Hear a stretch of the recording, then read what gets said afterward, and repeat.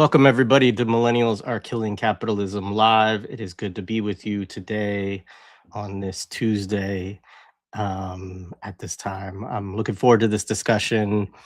I really enjoyed reading this book. So, couple things up front, of course, like, share, subscribe, make sure more people see this.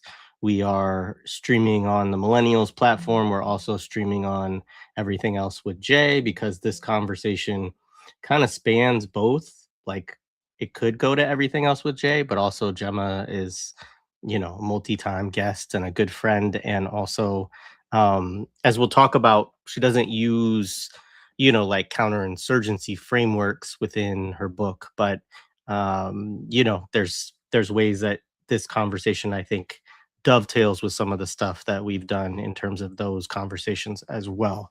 And so yeah, so looking forward to this. For folks who don't know, Gemma is, of course, the author of The Aesthetic Character of Blackness, which is now out in the world. We don't have to say that as a soon to come book anymore. It's on Duke University Press. You can also download it for free. It's open access.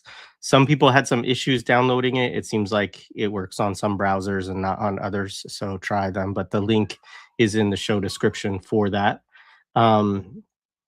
She is also a frequent contributor to the podcast Sad Francisco, which she will be repping heavily today, and an organizer in San Francisco. So, Gemma, it's good to be with you again. Looking forward to this conversation. Hey, I am repping. You are. You got Better the than how hat good my and the camera shirt. is. And the shirt. I know I'm very, very branded up. Yeah, we need to. It.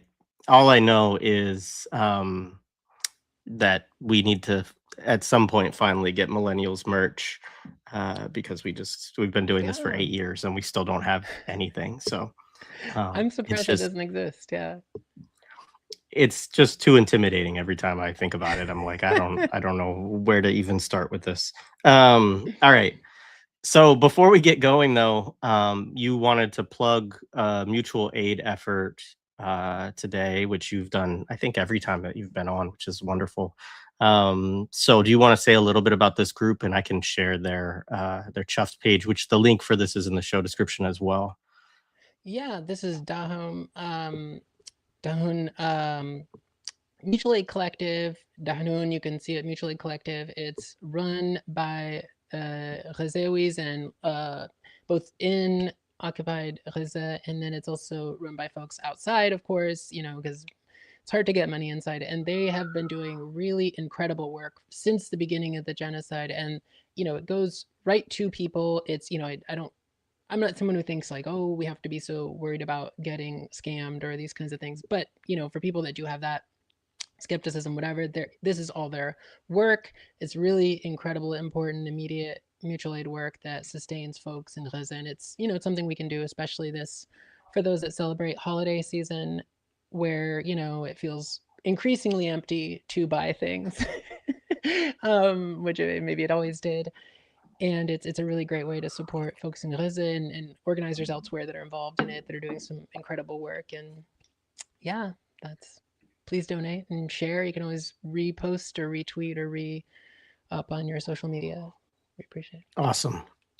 Yeah, no, thank you for doing that. Um, so I really like the way that you start this book out, and I think it's a good place for us to start this Sure. conversation.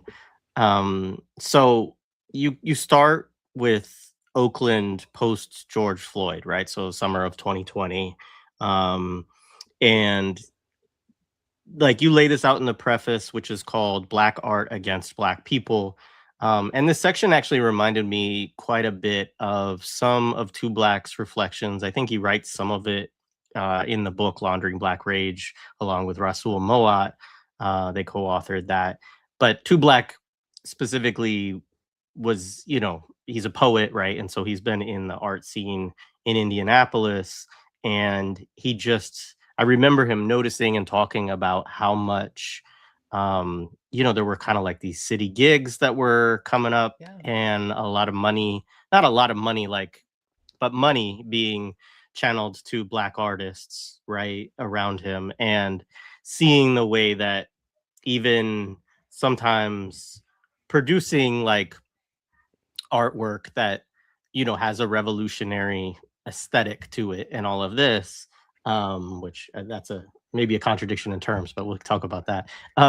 But um basically, this is one of the things that drove him to want to write Laundering Black Rage, right? It's like, what are the mechanisms that are going on here? Um, and so you writing about the same kind of thing, thinking about it in also really related to real estate, which I thought was really interesting. And that's a big piece of your book is kind of um, the role of like speculation and all of this Mhm. and and buildings and all of this. But I remember Two Black kind of reflecting upon it as both confusing and diffusing in certain ways, right? Like it's sort of politically confusing for folks, but also diffusing people, like people who might be involved in, resistance or, protests or organizing, like now are doing these art gigs and stuff like that. So say a Mhm. little bit about what you saw in Oakland in that moment Sure. that relates to the theme of this book. Sure. That's a great place to start. It's kind of where to me the book starts, even though it's not where my research started. My research, it goes back to grad school, and it is more the historical parts you see in the book, but the contemporary was very much part of being an artist, or increasingly reluctantly being an artist. And I'll show a picture of the physical book, which you said is available. I don't want my background to blur it out. On yeah, there's a multiple austerity. You have to cross brand. So there was actually, I don't know if we can. I think you're probably allowed to put the pictures if you're able to. Sorry, we didn't talk about this because I took them.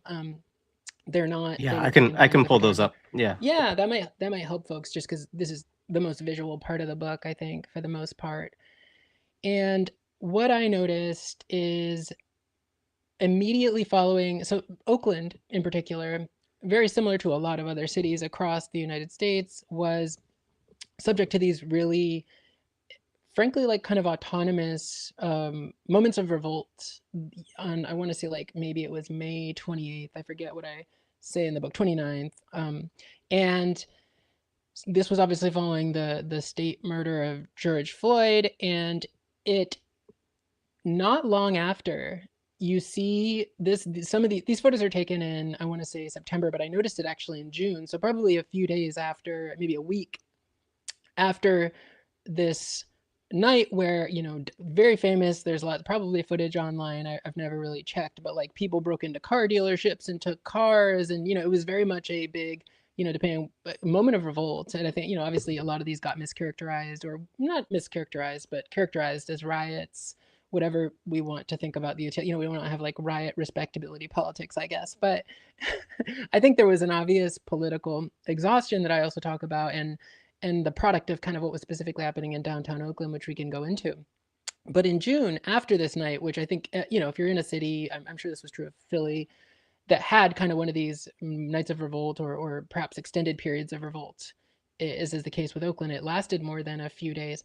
You started to see a lot of banks and businesses downtown, what would normally have been, for example, like I think of during Occupy, I lived here this long and longer, they would put plywood over their windows, so that it was like, we expect people to smash our windows. We're Citibank, or we're, in the kit you showed the picture, a yoga studio in downtown, right?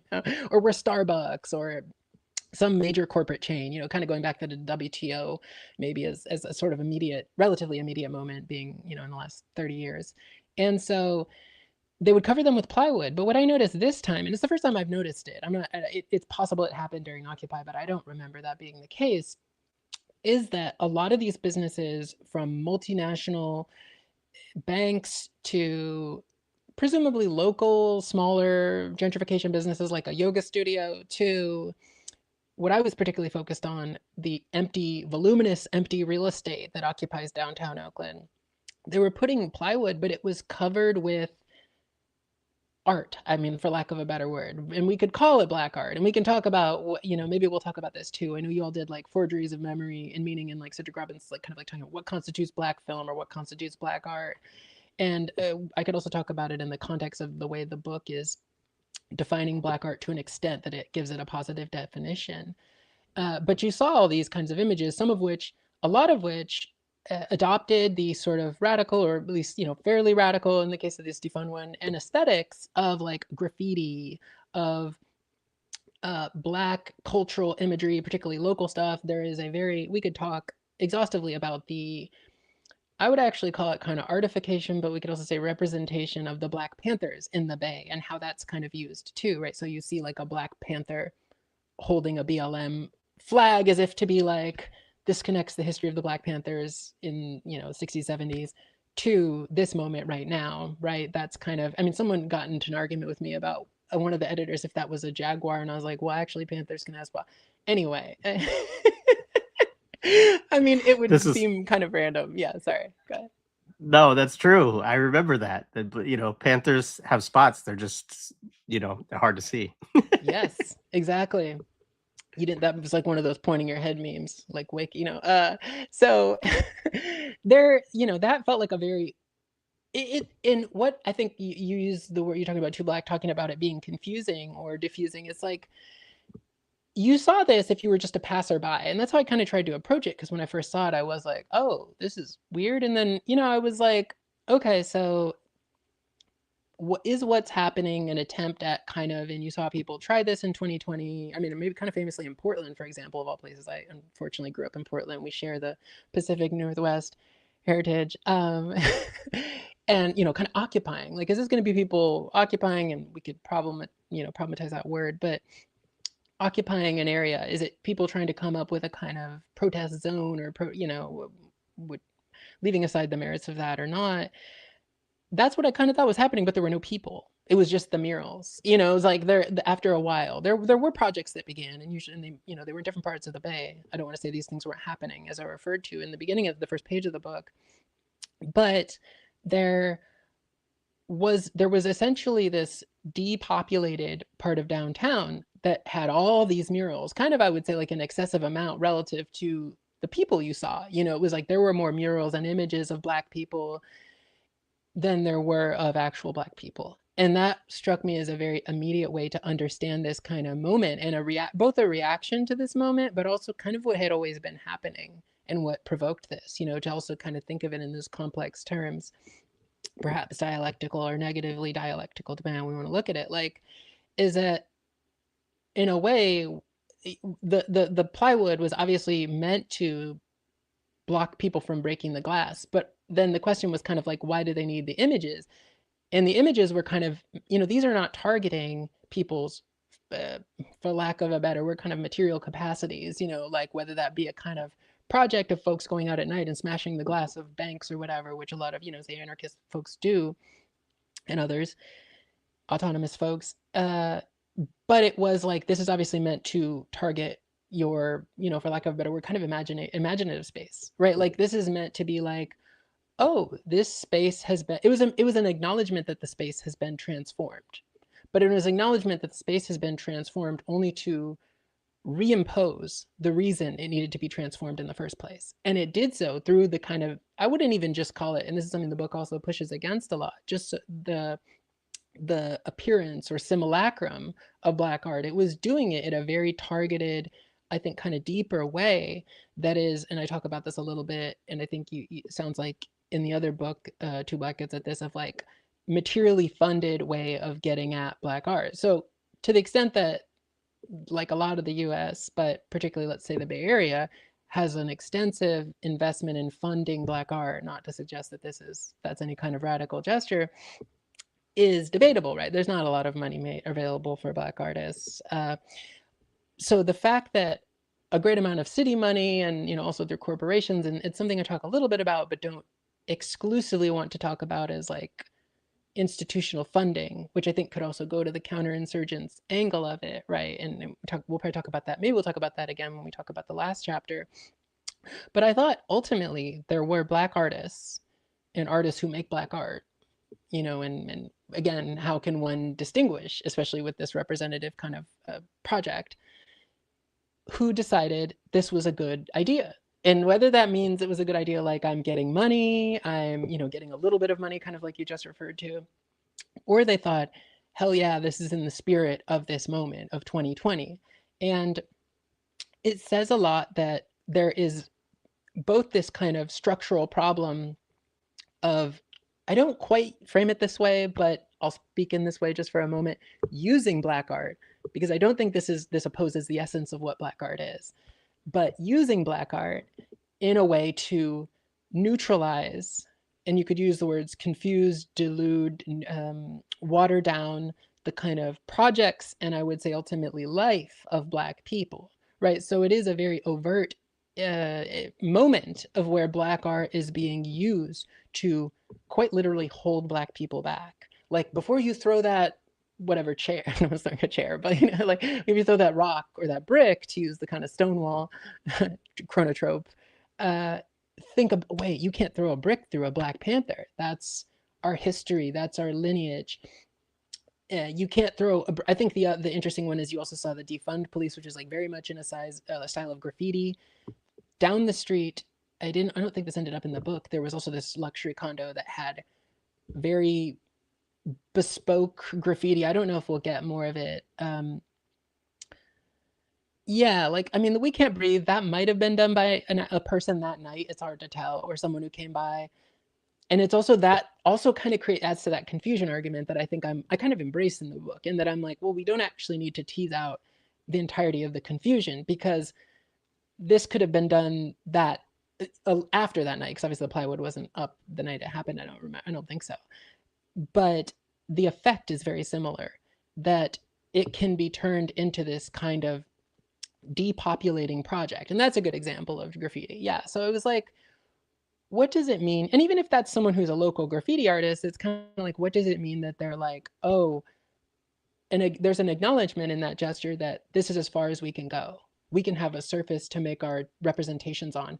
In other words, if we were to go back to the 19th century, and we'll probably talk about this, right, we can see ourselves reflected in the world that is annihilating us.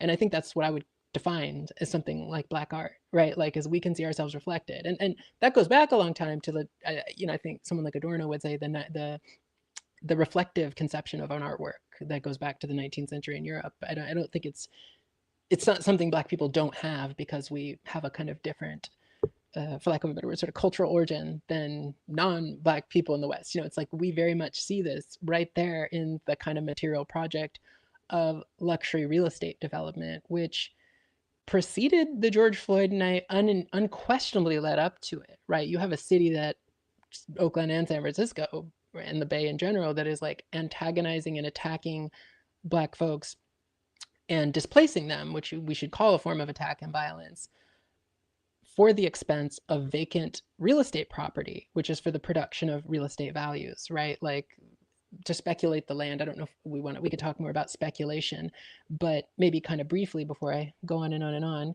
is I think we can see the kind of joining point of two forms of speculation, which is the speculation of capital that is in, and I'm sure other people live in other cities, especially like Philly, you see this, I'm sure, and tons of luxury condos.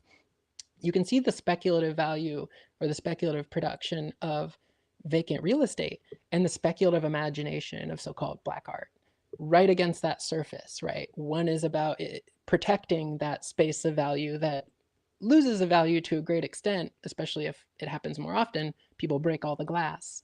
And then you see something that attains its value from producing, for lack of a better word, Black people's reflection in the glass, right? So that was, to me, like a really overt, one could even say material point of overlap, or kind of like a joining point for these two, what people might think of superficially as, or not even superficially, might just think of even historically as opposed projects, right? And that they might go, oh, well, Black art has never been about or centered or caused the extermination of Black life. But I think that is something that made me realize, oh no, that's not actually true. And it's not just this moment, this has happened before. Yeah, we'll get into some of the historical background, because I think it's really it's really interesting. I mean, this is one of the things I really enjoy about the book is that um, I think there was something about that 2020 moment that felt like quite new in some ways in terms of the ways that representations were being, you know, I think it maybe it was just the capacity that they had to like have have Amazon Prime send out like solidarity to black people Mhm. and like, like these kind of things like Spaghettios. yeah.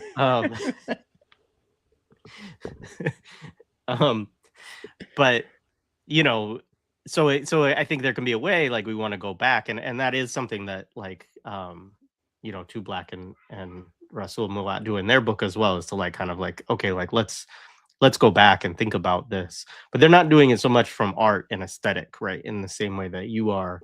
Um and we'll go there in a second because I do want to go to kind of Frederick Douglass next. But one of the things that I really appreciated, you kind of, laid it all out there. But in that preface, you're really talking about how, like, one of the things you write is quite deceptively, these murals were not for us; they were against us. They were for the protection of empty buildings that we could never live in. They were banks that flourished from making our communities, homes, and lives unlivable, stores that we, like Banco Brown, could never shop in without being followed, harassed, arrested, murdered. These Black representations expressed an affliction that cohabitated with Oakland's arting. Our resounding and our imaging increasingly liberate the aesthetic, they do not liberate us. And there's other points where you kind of talk about this of like just this notion of that yeah it defends like the value of the space, and it's a space that black people can't can't populate, right? Mhm. Um and interestingly too, I think at some point in the book too, you kind of talk about the figure of the black artist, right, as Mhm. also someone who maybe could populate that space as an individual, right? Yeah. Like, if we're talking about somebody who's super successful, right? But that's not something that's going to, allow the masses of black people to benefit from in any kind of way. Um, well, let's go back because I really do want to talk about the Frederick Douglass thing. Well, Sure.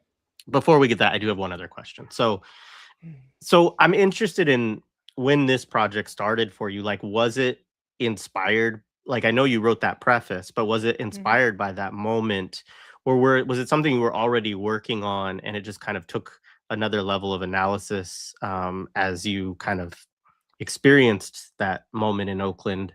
And I know you also write in the book about being a musician and your experiences with that over time. So I'm just curious, like how much, like when it started, kind of, and like how it refined over time. That's a great question. Yeah. I mean, it was definitely closer to the latter.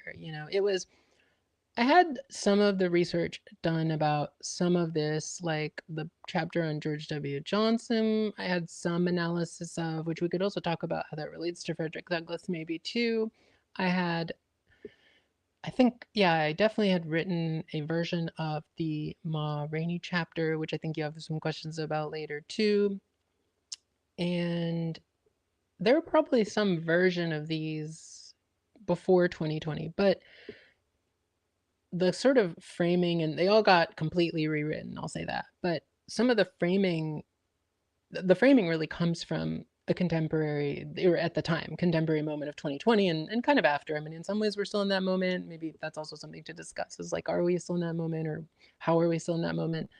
So it came from that. And then it also came from a long time before any of that stuff was written in, gosh, I mean, or before grad school, but also especially in grad school, living in San Francisco and trying to be an artist, and specifically a black artist, specifically really being like, claiming that mantle and being like, can we develop spaces, collectives of black artists that make black art, which, was never interested in. This is why I also kind of don't do that in the book, a positive definition of the content of the art, but was about black art as a project on some level that was for Black people. And that for is, of course, in some ways also the as you read in that line a bit ago, the complexity and point of contestation for the book now. But what I found as a, I'm not gonna say successful, but as a Black artist in the Bay, although to the extent that you could be a successful artist in the Bay, I suppose it's not New York, it's not LA. Usually people who are successful move to those cities, or, maybe Europe, although I don't think that'll happen anymore. Uh, for a lot of reasons. Uh, so I found that, it's also helpful to contextualize. This is not in the book, I don't think, in terms of in a broad way, but I'm sure you've had people talk about it. It was kind of this is over 10 years ago, over 10 years ago. This is also kind of the Obama moment. It's the Beyonce moment, I would say, was a big part of it, right? So it really is this moment where Black people broadly, maybe in response to the 2008 financial crisis slash Obama, are like brought to be, are made to be reinvested in capitalism in a way that perhaps they would less have been, had the kind of lessons of 2008 been sat with, or something like that, in a broader way. So you see, I felt, or I saw a lot of people who, I'd approach other Black artists, people I worked with in some cases, or took kind of classes with. I took a lot of classes in different mediums and a lot of music. I did a lot of experimental music and like computer music. Yeah, there's a long history of experimental music in the Bay, and I kind of always wanted to form something like that, like like a collective of Black experimental musicians. But what I found is that there was kind of this very ever-present austerity logic that was kind of framing the opposite, right? Like, so people had this very like, fuck you, pay me, your best revenge is your paper, all these kinds of like sort of sloganized things that people maybe now think of that moment. I think people are, especially younger people, are probably more critical of those. But that was very much the milieu in which I came up as a Black artist. And it was very frustrating to talk to other Black artists who are also Black people and be like, hey, we should do something for this, community that's being displaced. And it was like, well, that's not really, you're not getting paid to do that. And no one is going to see it who's in the art world. You're not going to get any career progress from it. That's okay. If that's the only way you even need to make a check, there's some, I can on some level be like, that's fine. You make art for money. The thing I found frustrating, even more frustrating than that, was people Black artists taking gigs for massive corporations, particularly tech corporations, because this is also the, 2010s, 2011, 2012, 2015, et cetera, the second tech boom, which has been, I think, probably more devastating to the Bay Area than the first tech boom. And a lot of Black artists, a lot of whom were transplants, but some of whom grew up here, there's different kinds of, I would say, like, kind of ignorance around tech amongst Black artists. I kind of found that to be the case. Some would be people here that had weirdly grown up here and never sort of understood or been exposed to tech. It was kind of just like operated in a different part of the city than them. Maybe the same way like Wall Street would for people in New York. Like, it just they didn't really understand what it was. And then I think there were also a lot of transplants who more insidiously probably were like, oh, I don't care. I'm not going to live here forever. I'm trying to make it. I'm going to move to New York or LA to have an art career. And so they would take any gig, any corporation, any tech company, threw at them, and like, to make murals in the lobby of like Twitter or Instagram or one of these corporations, like massive surveillance corporations that are so, now I think, again, people are more aware of this, that were the reasons we had, more and more Black people being displaced from the Bay Area, not just San Francisco, but, particularly San Francisco, but also Oakland. I mean, Oakland experienced, I think, way more than the first dot-com boom, a really dramatic force of displacement and gentrification and financialization, all these things that really destroyed a lot more Black life. And I kind of allude to that in the beginning of the book.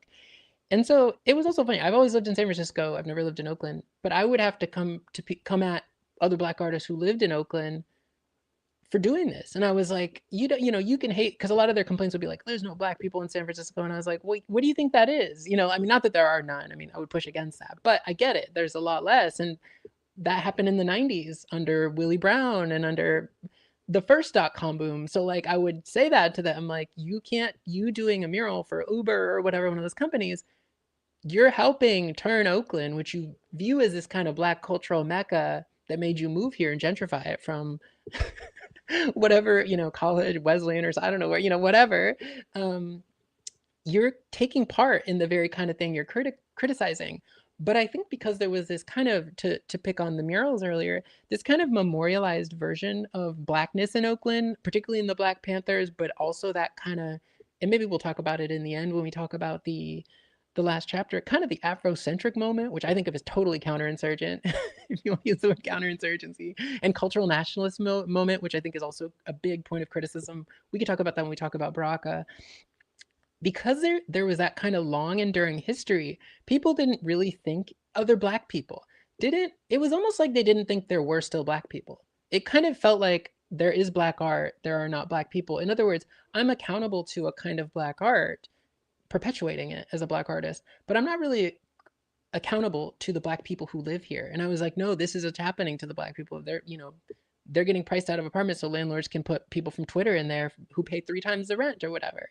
And no one, and so that created a lot of the context that we started this with 2020. It was like, of course, a lot of people were fucking pissed that this, all these mega corporations, including, of course, banks and all the usual suspects, were used to turn Oakland into a real estate project, a get-rich-quick scheme, a place totally significantly more depopulated of Black folks. And I think Black artists played a role in that, in at least those 2 ways. One, that they didn't really want to do anything to fight gentrification directly. And I have a friend who lived here in the 90s and got into fights with people around that with San Francisco. And they didn't want to do anything to stop it. But the fact that they also want to do stuff to aid it is where I really was like, this is where it's, so I was very disillusioned with that. And eventually it just was not possible to form a Black arts collective. I realized that kind of had those politics that were actually a little more in line with a lot of the more radical Black arts organizations in the 60s. So that's how it kind of came out of that. And yeah, I could talk about, there's a lot of citation or paraphrasing of the kinds of excuses and this idea, which I think is maybe still exists, of being paid in exposure. And a lot of Black artists were like, oh, Twitter's not going to pay me much, or this company, this startup, for example, which is also part of gentrification, is not going to pay me much, but they're paying me in exposure. They're going to, put me on their website, or I'll be able to perform in front of these people, or networking. It's a good networking opportunity. And it's like, fuck your networking. It's not more important. But it says a lot that was more important to them than a kind of mythic Black people that I guess don't exist in them, ironically, in their very espousal of a kind of populated Black art, sometimes visually, sometimes representationally, art that, represented Black people. So that's kind of where it came from in a very basic way. And the more esoteric ideas around Blackness and things started to cohere around that very real experience, if you like, for that, kind of regardless of the content of a lot of this art, this was happening across the form. Oh, that's really interesting. So let's see. So let's go back. Let's talk about Frederick Douglass, who's interesting, like, because I had never thought of Frederick Douglass as an artist, right? For one thing, or musician, right? Because you're talking in specific to him related to music too, and there's a lot of reasons it's interesting. I mean, for one reason, yeah, obviously you're going way back, so it's not like a kind of, okay, let's trace the lineage of this from through the 20th century or through the you do get to you do look at in particular the Harlem Renaissance and the Black arts movement, which we'll get to later on, as well as some other kind of in between moments. But here you're really grappling with we have to deal with slavery. We have to deal with, manumission, which I like that you use that term as opposed to, abolition, right? And the development of early commercial spaces for Black artists and musicians, right? And this coming, of course, on the heels of like white minstrelsy, right, to a degree as well, or actually kind of going on in the same eras in certain ways, and it takes us out of the question of kind of like, which I've asked this question before of folks, and it's not a very good question, of like, why don't we have good protest songs anymore, right? Like, or what, or like what happened to us, right? Like, why can't we produce Curtis Mayfield's today, right? Like Mm. these sort of questions, right? And I think, when I've asked those questions, people often give me the kind of like, well, the movements and the politics and the organizations that exist in an era, like they produce the Curtis Mayfields, right? So it's like it's the struggles and it's the material Mm-hmm. conditions and it's the discussions that are going on at the time, right, that produce something like that. And I think that is interesting, and I think there's something to that as well. Um, but you're kind of looking at, you know, the beginning of you're also grappling with new forms of like even again the speculation, right, of like, okay, if chattel slavery is no longer going to be, the economic way that we extract from black folks, like Mm. what are some of the new ways that that's Yeah. going to work? um so yeah, let's start with Douglas. And I'm just interested in you talking kind of about what first, like what you're talking about with Douglas, so people know the context of, what Sure. among Douglas's work you're referencing, but some of those dynamics that you're looking at in that very early period. Yeah, so it's also helpful too in light of your earlier question is like how the book started. And so I actually in grad school was looking at a lot of the origins of the beginning of the recording of black music and black people. And again, there can be argued to be a kind of split between those, but also a lot of points of overlap. And so Frederick Douglass, as I kind of became more invested in like, okay, looking purely at in simple terms, kind of like the first records, if you will, the wax cylinders, which is what I talk about in the next chapter, of black musicians or singers or different kinds of performers. I was like, well, what about before that? Like what occasions recording? And of course, I had kind of the historical genealogy of like the phonograph, and you can look at similar technologies and I talk about that a little bit. But then I also thought kind of like, well, what about black music then? Is it just the case that black music incidentally gets caught up in the phonograph? And it's, that would be one argument that people kind of make when they're like, oh, a technology is neutral. It's just what people do with it or what people, let's say, capture in the case of that. But the more I looked into the early writings on black music, which I think there is a book, I'm forgetting the name of it, by John Cruz that I cite a couple times that talks about it as beginning in Frederick Douglass's writing. And that really, for the most part, in the US, but this kind of branches out to the broader, slave owning and to some manumitted world, because we could say like Britain, and countries that manumitted their slaves a bit earlier. But you have a question later about Brazil too, which obviously in manumits, and I don't want to say I'm not a scholar of Brazilian slavery, so I can talk about it a little bit, but it manumits much later than the U.S. or somewhat later.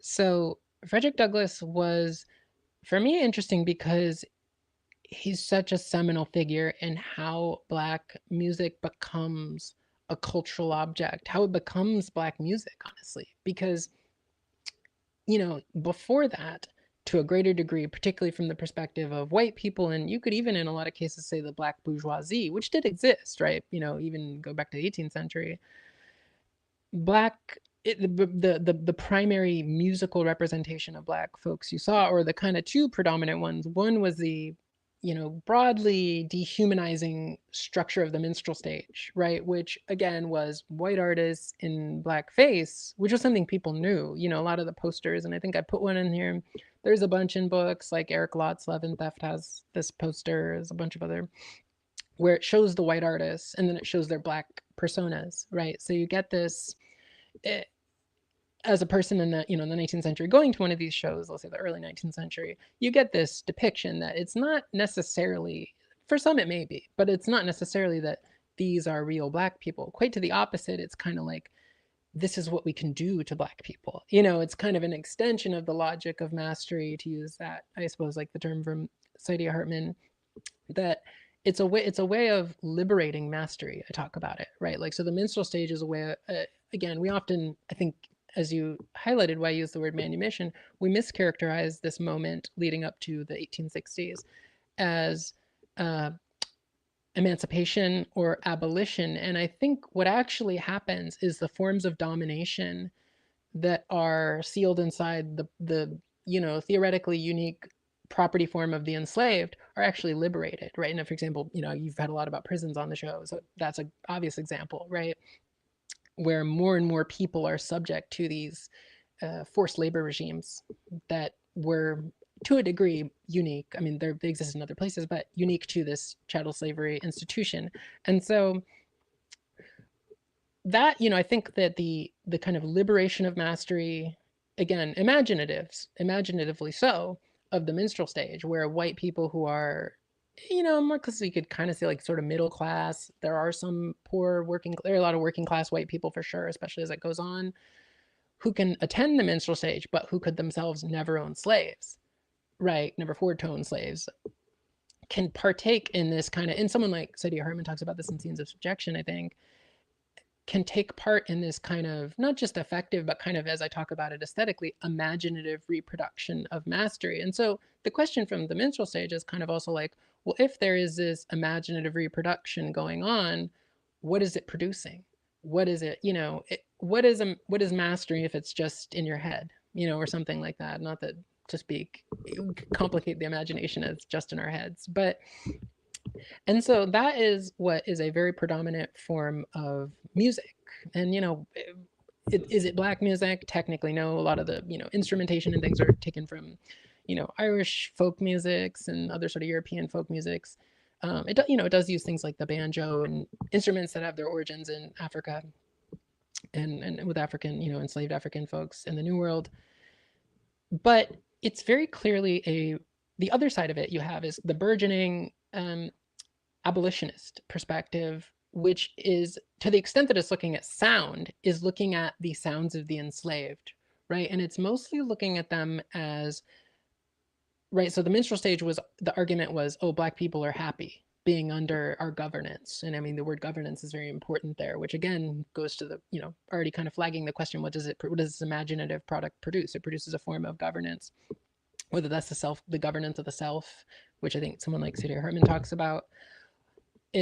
So this was the kind of argument, if you will, of the minstrel stage, that, oh, Black people are actually happy. If they're not happy, kind of like a horse pulling a cart, they're better off, or a dog with a master, they're better off under this kind of governance and labor regime that is plantation slavery.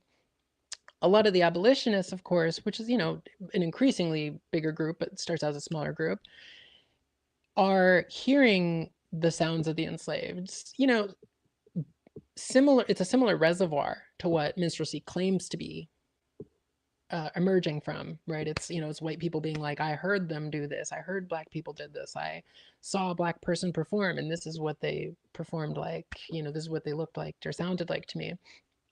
Abolitionists countered that. It was a direct response. A lot of abolitionism at a sonic level, if you will, was a direct response to minstrelsy, right? So it was like, no, what you're hearing as happy, fanciful dancing is actually the groans of suffering and the plight of Black people. And you'll have people like Douglass say this, but before him there are some white abolitionists who will say things like this, like, in the sorrows of the enslaved we hear a nascent humanity, bubbling, that is yearning to get free. Which, right there again, this is probably more what I talk about in the book, but I do talk a lot about the minstrel stage too, because it's impossible not to talk about them as co-constitutive, is also part of my point. You have this kind of framing of a teleology, a goal, a trajectory for the enslaved that almost, in a kind of, this is where the kinds of political projects, there's a lot of fear on certainly the anti-abolitionist side, but also on the abolitionist side, that if we do let these people go, they're going to kill us. It's very similar arguments people make now with like land back and, prison abolition. They're like, oh, which is obviously a confession of the colonizer being like, well, I did this to you, so of course you would do it to me. Regardless of what, there's a lot of, Cedric Robinson writes about that kind of in Black Marxism, right? A lot in that one chapter, a couple chapters. So there is this profound anxiety, even amongst the kind of good white people, that if we do liberate these people in a very 18th century way, who's going to refine them into humanity so that they don't kill us, commit crimes, I mean, sexually assault, there's a lot of the same kind of paranoias that you see 100 years later in like Birth of a Nation. I mean, it's like a lot of abolitionist people, even if they could see that slavery was wrong, didn't necessarily think, oh, these people wouldn't do that, like these kinds of, fantastic racial fantasies of violence that are more accurate, of course, to what white people were doing to the enslaved black people than what black people did when they did get free, or even, so there, that a lot of that context is where I situate Frederick Douglass. And Frederick Douglass was an immediate kind of translator of that so-called slave humanity through music, and he was like, these are the kinds of, very in line with the abolitionist movement, right? These are the kinds of sounds I hear in these are what I remember from the slave community. And the power he has, of course, or perhaps people, there's obviously people that say white abolitionists don't, who are writing around the same time, is that he was a slave, right? He comes from this context where he's like, I was in the slave community, to use Angela Davis's term. I was in the circle. I was around the ring shout. I was, all these kinds of things. And I I'm the kind of unique translator, and I would even say like representer, to use that, kind of like of these sounds that are here to, like before this point, looked at as, to use like aesthetic language, looked at as ugly, right? These are only sounds that signify abject pain and torture and hatred. So there is no, the question for like something like the abolitionist movement becomes eventually, and of course, the point of manumission is like, well, okay, we understand the negative capacity of slavery, negative speaking, yeah, like in terms of how it negates humanity. We understand the groans. What's the positive that's going to be extracted from that? Like, are we just letting people out, so to speak, that have been totally unrefined, to use again an aesthetic term, by this brutal system? Which, and we could also talk about that too, maybe, I think, because you have the question later about Brazil. These are people that, as far as we understand it, have not produced culture. We don't understand it at the time that slaves have produced culture. So they don't have, again, to speak in kind of an 18th century conception of it, but I don't think this ever changes, to be honest.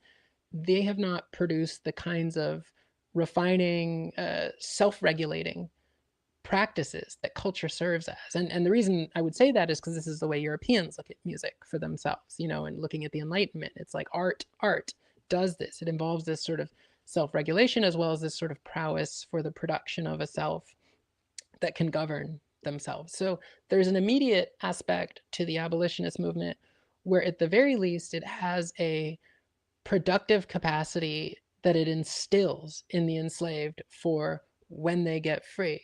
Don't worry, they will produce this kind of sound, for lack of it. And it's not just sound, but they will produce this kind of sound. Whether we're calling it a music knot is contested, but they will produce this kind of sound that suggests a humanity in a very kind of developmental ethos to us, meaning they are the child race, as Du Bois, kind of uses that framework, as a lot of people do in the 19th century.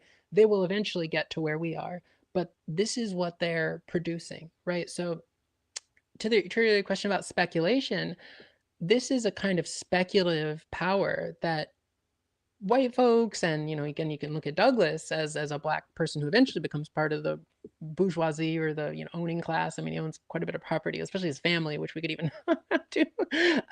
Who one of his sons was the first black violinist to be recorded, and kind of very seminal in starting music, or grandson, excuse me, in starting sort of black musical institutions in the late 19th, early 20th century. But he's sort of the first bearer of these sounds as a site of the production of something like black humanity after slavery, right? And I'm putting that, sorry, I realize not everyone's watching this. I'm putting air quotes around that. So it's a way to find, and what kind of aesthetics in particular, what they give this moment, right, is that they suggest a form of self-regulation.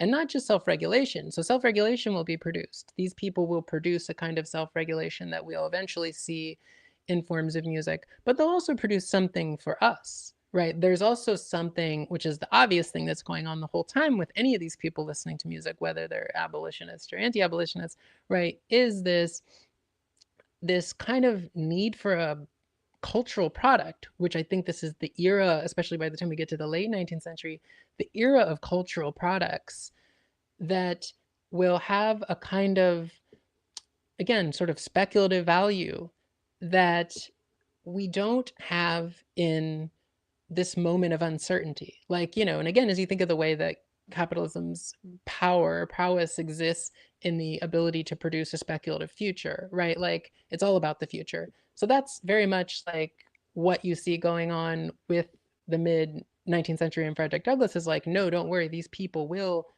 again, they will be up from slavery. They will be. And so I mostly look at like the narratives in the life of Frederick Douglass, which were, of course, big textual points for people like Sadie Hartman, Fred Moten's In the Brick was a big influencing in graduate school and beyond. And so kind of looking at the way that it's sort of about almost sort of the culturification of Black people, if you like. I don't use that word in it, but it is like, how does this become a site to regulate the unknowable, the opaque imagination of Black people, because we don't know we never imagined these people as sentient beings on some level, ambivalently so. So how do we ensure a kind of arresting of that imagination, self-arresting, that they won't kill us, etc., all these other things, they won't form alternatives to this system we've invented for them, etc. And then how do we engender some, if not industry, I don't think Black music is not quite looked at as an industry yet, and I much more have to go into the late 19th, early 20th century for that, which I talk about. But how do we develop some kind of regime with a product that these people can produce? And I don't want to discount like the obvious examples of prisons and other things, and that a lot of people did the same material labor, sharecropping, things like that. But one that's less talked about in that trajectory is this kind of imaginative product that is Black music and Black art, which is where Black art comes from, I think, in my treatment of it. So I don't know if that necessarily answered you about Douglass, but we could talk more about No, that. it's great. I mean, I think one of the things that it makes me think about too is like, if you study like, Stuckey and like, work around like the ring shouts and like all of the, there was a lot of fear among Europeans about all the things that, especially after Nat Turner, after Mm-hmm. Denmark Vesey, Yeah. um, about what was being planned, right? And what was being communicated and discussed in these spaces that Europeans didn't understand at all, Mm-hmm. right? Like they didn't understand the language often, or what was being communicated, right? Um, that to then channel all of that, which, to use one of your terms, like inscrutable, right? Is that what Mm-hmm. like Yeah. where they really don't know what's going on, what it means, but it concerns them. And I think Du Bois also talks in Philly about like all of the work that was done too to police just Black people being together in Mm-hmm. spaces, like in public, right? Yeah. um and it's interesting to think about this going on simultaneously with that, like of like, okay, well, we have all these concerns about sort of what we're doing in all of these spaces that we don't actually understand. I mean, as you said, like there was all this work among even the abolitionists, but also funded by, big capitalists in terms of like creating, you know, these like early social work, and manuals Mm-hmm. and stuff of like how to be this teaching Yeah. self-regulating individual, Yeah. crap, so that people could do labor in a setting where there wasn't Mm-hmm. somebody with a whip and a gun, right? Yeah. Um, and simultaneously to all of that, you have musical forms being, put forward by the abolitionists, people like Douglas participating in it, and, you know, let's work these songs into English. Let's give them certain, message. Again, this demonstration. I mean, this is one of the things that stuck out to me in those early chapters is like, um, the music sort of demonstrating the humanity, right? Or Yeah. that, and meaning that in a very like European humanistic, kind of frame, of what we would mean by that.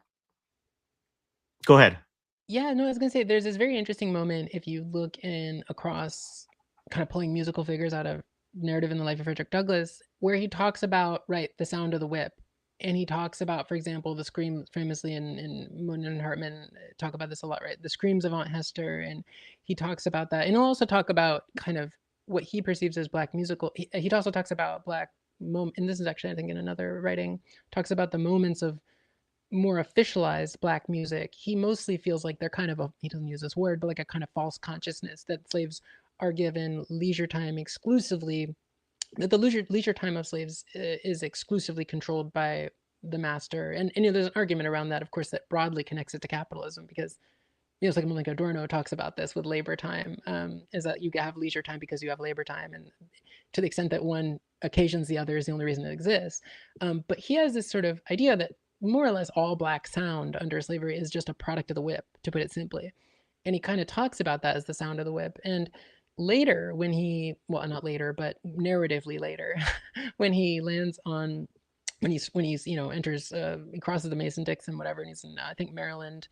Um, he talks about dock workers, and he talks about like there was such a quiet efficiency to their labor. I heard none of the groans of this pained humanity. And I think it's very fascinating because really what that depicts is that, well, to be an official regulated worker, it means you have the sound of the whip inside your head. I mean, there is the boss, I mean, in a lot of cases, bosses did use physical violence. I mean, of course, especially during this time. That it's funny that he doesn't see that. Like, there's unionization, there's all these things going on that maybe we don't literally see a whip, but there is, weapons being used against workers. But in that moment he describes, which I think, yeah, is in the narrative of the life, he talks about how there's like a quiet sound of their humming and there's like music going on in their head that keeps them working. And it's funny that he doesn't assume that's a kind of whip, right?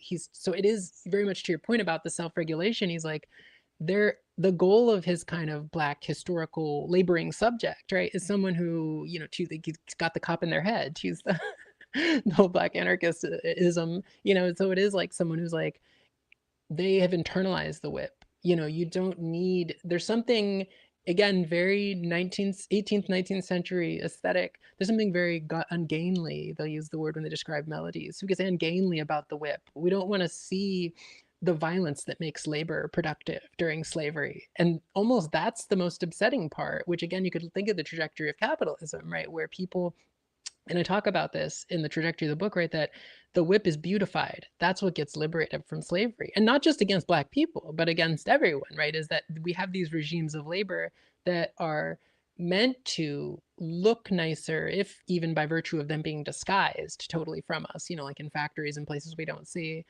that essentially make the sound of the whip less unpleasant, like, or inaudible to us, we could say, especially when we talk about the traversal of distance, which is very central to his own journey. But it's so fascinating because he doesn't see like dock workers as being dehumanized, and you're kind of like, well, why wouldn't you think, anyway. So there is, to your point, there is very much an ethos in him of a kind of self-regulation. And the reason to your earlier question, why I talk about him as the first Black artist, is because he is about beautifying the world after slavery. I mean, that's my sense, is like, I think that is one of those moments where you see that, as opposed to being like, well, Black slavery is brutal, but what Black people get free, like, this shit's terrible too. Like wage labor is terrible and impressive too, right? There's not really that kind of, at least at this moment, critique of racial capitalism, right? It's very much just like, this is a barbaric, we could use the word, right, in the terms of the West is always against barbarism, to the extent that barbarism is always a thing of the past, right? Or always trajectory, in terms of geographical trajectory, something down south, right? Like, it's not, there is no northern barbarism for the most part to him, because there's that quiet self-regulatory whip inside the head of these workers, so yeah. Yeah. So I found this section on A. Simpson. I don't know what his actual first name is, but he's a he's a ethnographer or Yeah. ish, right? And he, as you mentioned, he goes to Brazil. This is the Brazil section, and he's like documenting the African capacity for music. And I found it really interesting, I guess, in part because there's always this, kind of saying or, you know, this feeling that black people have an innate capacity for Hmm. music, right? Like you hear this all the time, right? Like black babies are born with rhythm, like this kind of, thing. And it- what his thing is like sort of like, well, I'll let you say it, but like just talk about this, like what he does, what he goes, why he's doing it, and kind of what meaning you draw from this, story. Yeah, I could totally. I think that's a good thing to talk about. It also repeats as a figure, which I'm glad you brought in the contemporary example because there is so the minstrel stage, the argument of minstrelsy, but also it wasn't that different from, in a certain kind of way, the argument of abolitionists was there is this kind of innate capacity in Black folks to produce music, which has a part to do with this sort of like intentionally produced inscrutability that you're referring to, right? Which is some of which is, kind of a simple way, like a refusal, an invested refusal, and not seeing them like us. Certainly that's in there. But it also, as I try to kind of look at it more, like what you're saying, is an invested authority about what kind among them, not the only kind, of course, but what kind of labor these people can do, particularly in a kind of public setting. Like, again, because that being, as you alluded to, a kind of, to this day, fear of Black people being in public. um, and so in that, one of the proclamations, or one of the claims, sorry, of the minstrel stage was that, like, well, Black people are inherently more musical. And, I kind of talk a little bit about the 18th, 19th century conception of like these kinds of hierarchies of being, where music was looked at as a much more, a lower form of development as far as people's capacities for sentience and reason, and I mean, this is really very Platonic, if anything, too. You go back to the Greeks on some level for like people like Hegel and that are talking about this. And so to challenge that, because there is, especially as the minstrel stage kind of winds down as being as influential, I guess, in the by the time you get to the late 19th century, there is this um, this quest by some, to contest the idea that are Black people are inherently musical, right? Which is what this Simpson person studies. And part of that is also, as because he's going to Brazil in, I'm forgetting the year off the top of my head, but I think it's after the manumission of slavery in the US, but before it in Brazil. And or close to the manumission of slavery in the US, but before it in Brazil. And the other it's reason, it's a 1868 article, right, so yeah. okay, so just after, right after the end of the Civil War and stuff. So the other part of that is too, is we're starting to see in Europe and amongst Europeans by the middle late 19th century that music, and I mean, I talk about someone like Nietzsche is a great example, probably the peak of this example, right? Music is becoming actually the most human thing, right? Like it's the most human site. It's the most central site for the reproduction of humanity. And there's a couple of Nietzsche quotes I use that reflect that, right? So it's also this moment where, in a certain way, as culture becomes broader and is something that's both contained and both possessed by the aristocracy and the kind of maybe burgeoning nouveau riche, is a little bit early for that, but there also becomes this kind of guard against, like, well, actually, can Black people make music? Because to say that, to admit that, means they can make culture. And to your point, I think it's such a funny moment because, and this is why the book is, to your earlier question, like what made me write it, is it, I kind of view it as very much a history of the present in this way, because that is still an argument. I mean, you can look, but like there, it goes both ways. There is still an argument about like whether Black musics are serious forms of music, or whether Black art is a serious form of Black. You guys do the film one a lot, like whether Black film is a serious. It's a little different with film, I think, for a lot of reasons. But and so there is on the one side this this path towards humanization and a so-called serious art, which has a lot to do with sentience and structure and musical structure. Can Black people, are they actually applying musical structure to the sounds they made? Especially because not long ago, at the same time, abolitionists are saying these sounds are emanating from them spontaneously, almost like, you know, people talked about jazz like this, like Ben Sidran's jazz talk, where it was like, oh, Black people just talk like jazz, you know, or when we were growing up, I feel like it was like, oh, Black people just rap naturally. They don't, you know, as if they weren't practicing. I was like, well, I don't rhyme when I talk normally, but it's very much like an 80s, 90s kind of discourse, maybe into the 2000s, where it was like, oh, you know, they just, that slang just flows right into rap. So there Yeah, is that. and just the point quickly that you make too Yeah. about whether it's music. I mean, that was heavy with rap for people who Oh, weren't yeah. there in the Yeah. 80s and the 90s. Like it Yeah. was there's a long time where people would just like refuse to accept that it was like a Yeah. legitimate form of music. So yeah. Yeah. And right, that's exactly. And I mean, that was a big, you know, Hot 97 wouldn't play it until like the early 80s. You know, these have people in New York. We have to have a New York reference. We have hip hop. A friend of mine would hate that. But yeah, that, and I, you know, so the other reason I bring that up in the context of the book is I'm also like, to put it simply, I'm like, well, of course this is a kind of trap, because it also is, to the earlier, the way the conversation started and the way book starts is like, well, what's the point of it, what is the goal of an art? I don't, you know, but this would be maybe a way to talk up. We could talk about this again when we talk about the Harlem Renaissance, because this is absolutely the project of the Harlem Renaissance, is to refine an art or arts. But so that's one argument. The other argument, of course, back to the, what you alluded to, is the kind of anti-abolitionist, but I think that, you know, it's a cross perspective of like, oh, Black people are naturally musical.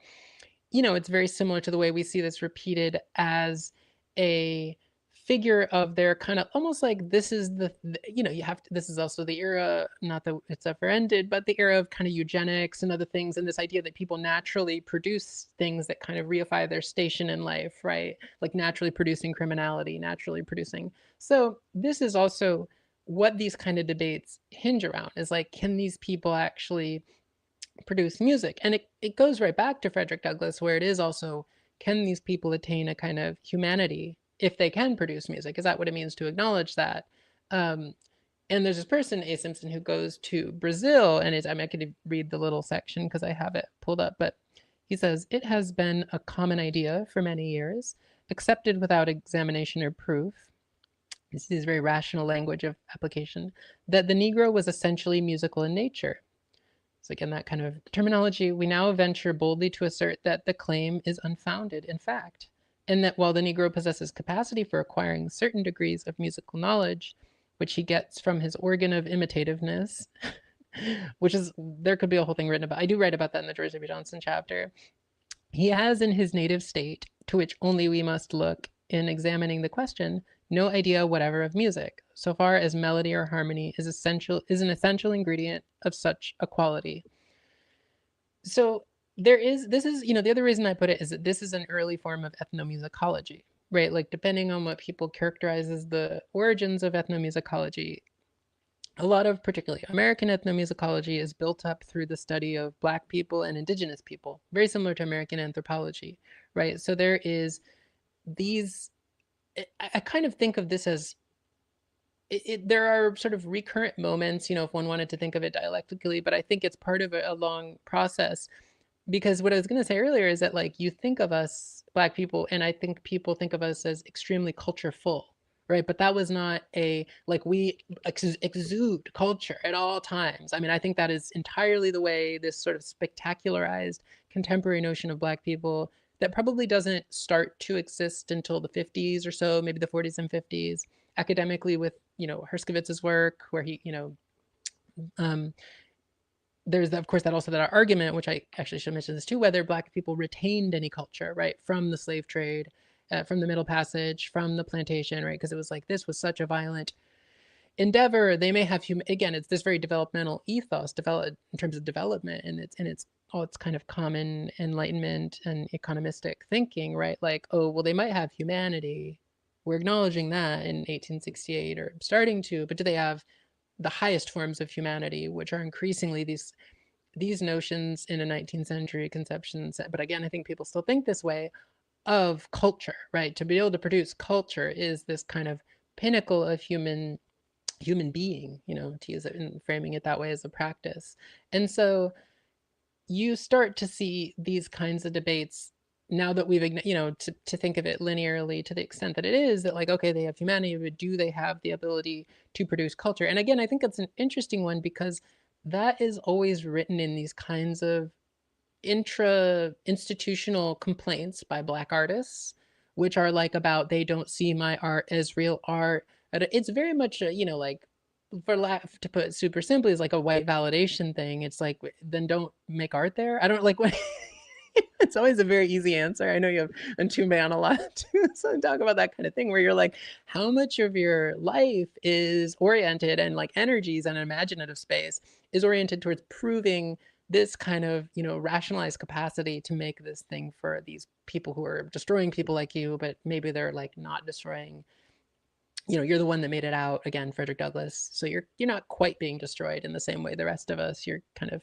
or Fanon, we can think of in a certain way, talking about this kind of predicament. So that is one of the reasons I kind of talk about that. And then I also kind of talk about the, how if we look at this moment, like he records a lot of the sounds of these rituals in Brazil, and he's like, he records the sounds as like these sort of pre-linguistic sounds, we might call them. And then he's like, well, these aren't music, which, of course, to our 21st century understanding of music, we could be like, well, why not? But it has to do with the fact that, again, to kind of look at that trajectory of the aesthetic, right, and this deeply informs something like the Harlem Renaissance that is comes much later, there always has to be this kind of project of regulation and refinement within the musical, right? So like there actually is something very terrifying about kind of unregulated public sound, right? In a way that you go back to the beginning of the book, right?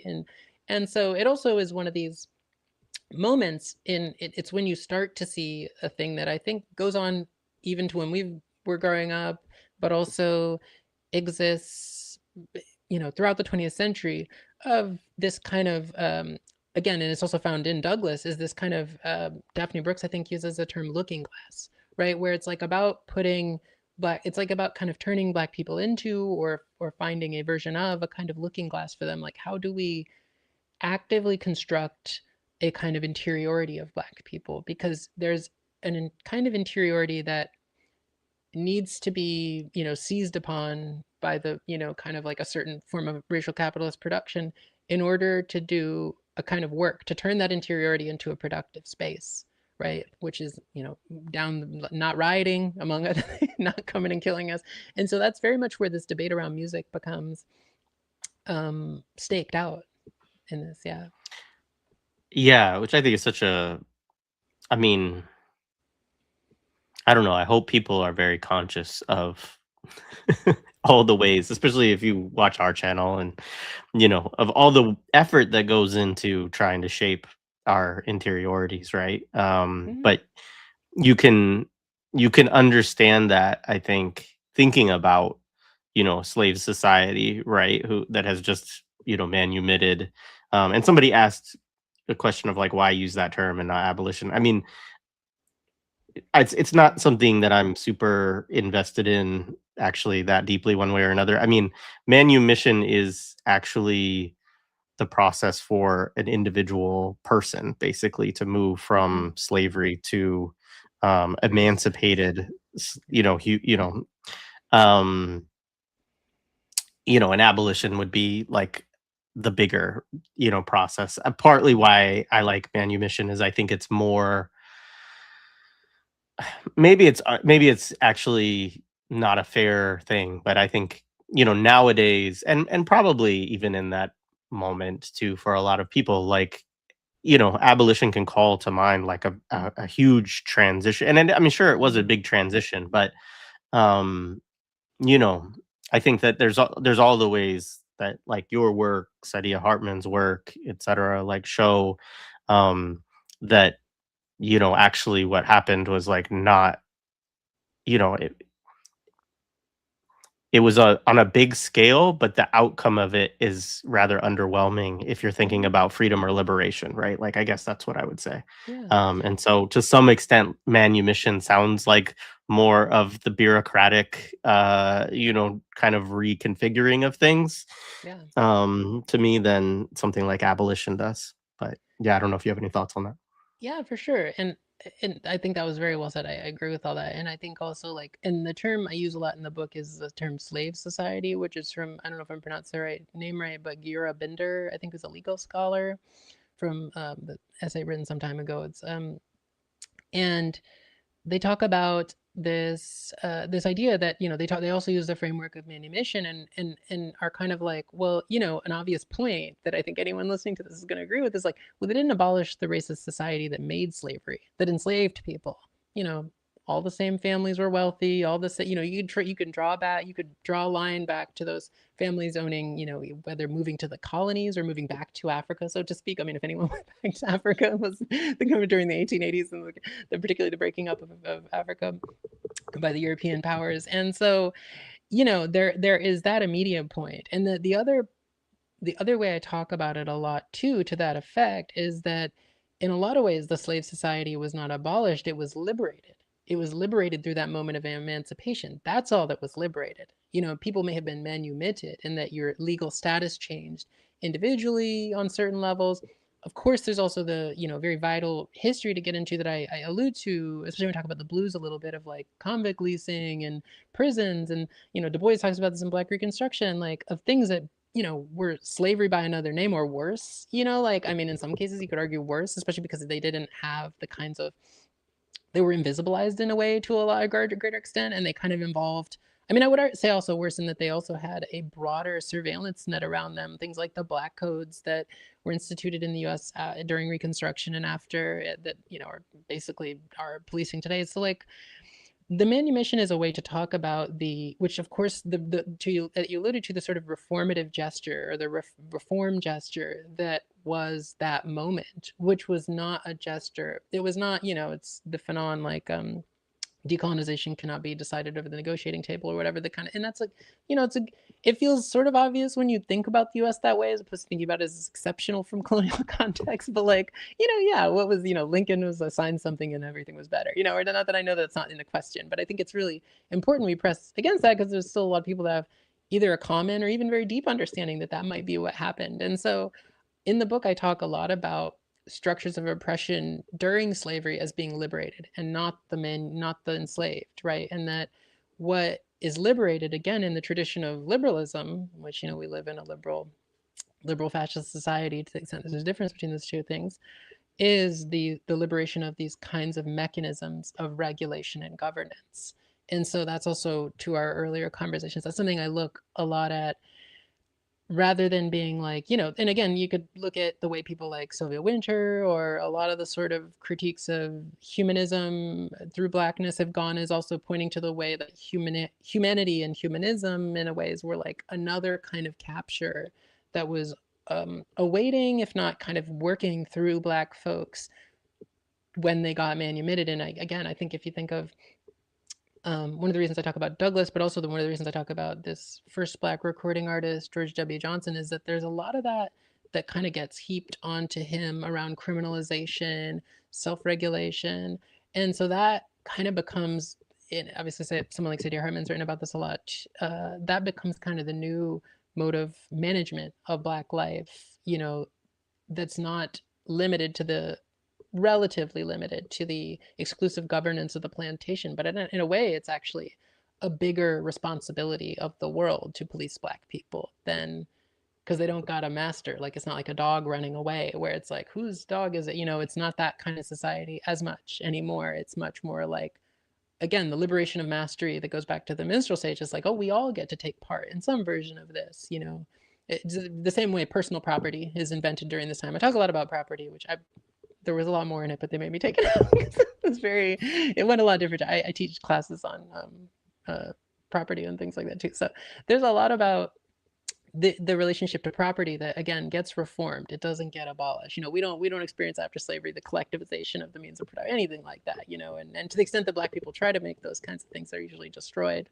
But yeah, so No, appreciate that. Yeah, somebody in the chat, a couple people in the chat were talking about Haiti or Haiti as a counter example, right? Of yeah, it's not a manumission, right? Because it's actually one, right? And I think yeah, that's although I mean certainly Black folks' role in the Civil War, right, is definitely decisive in that regard too.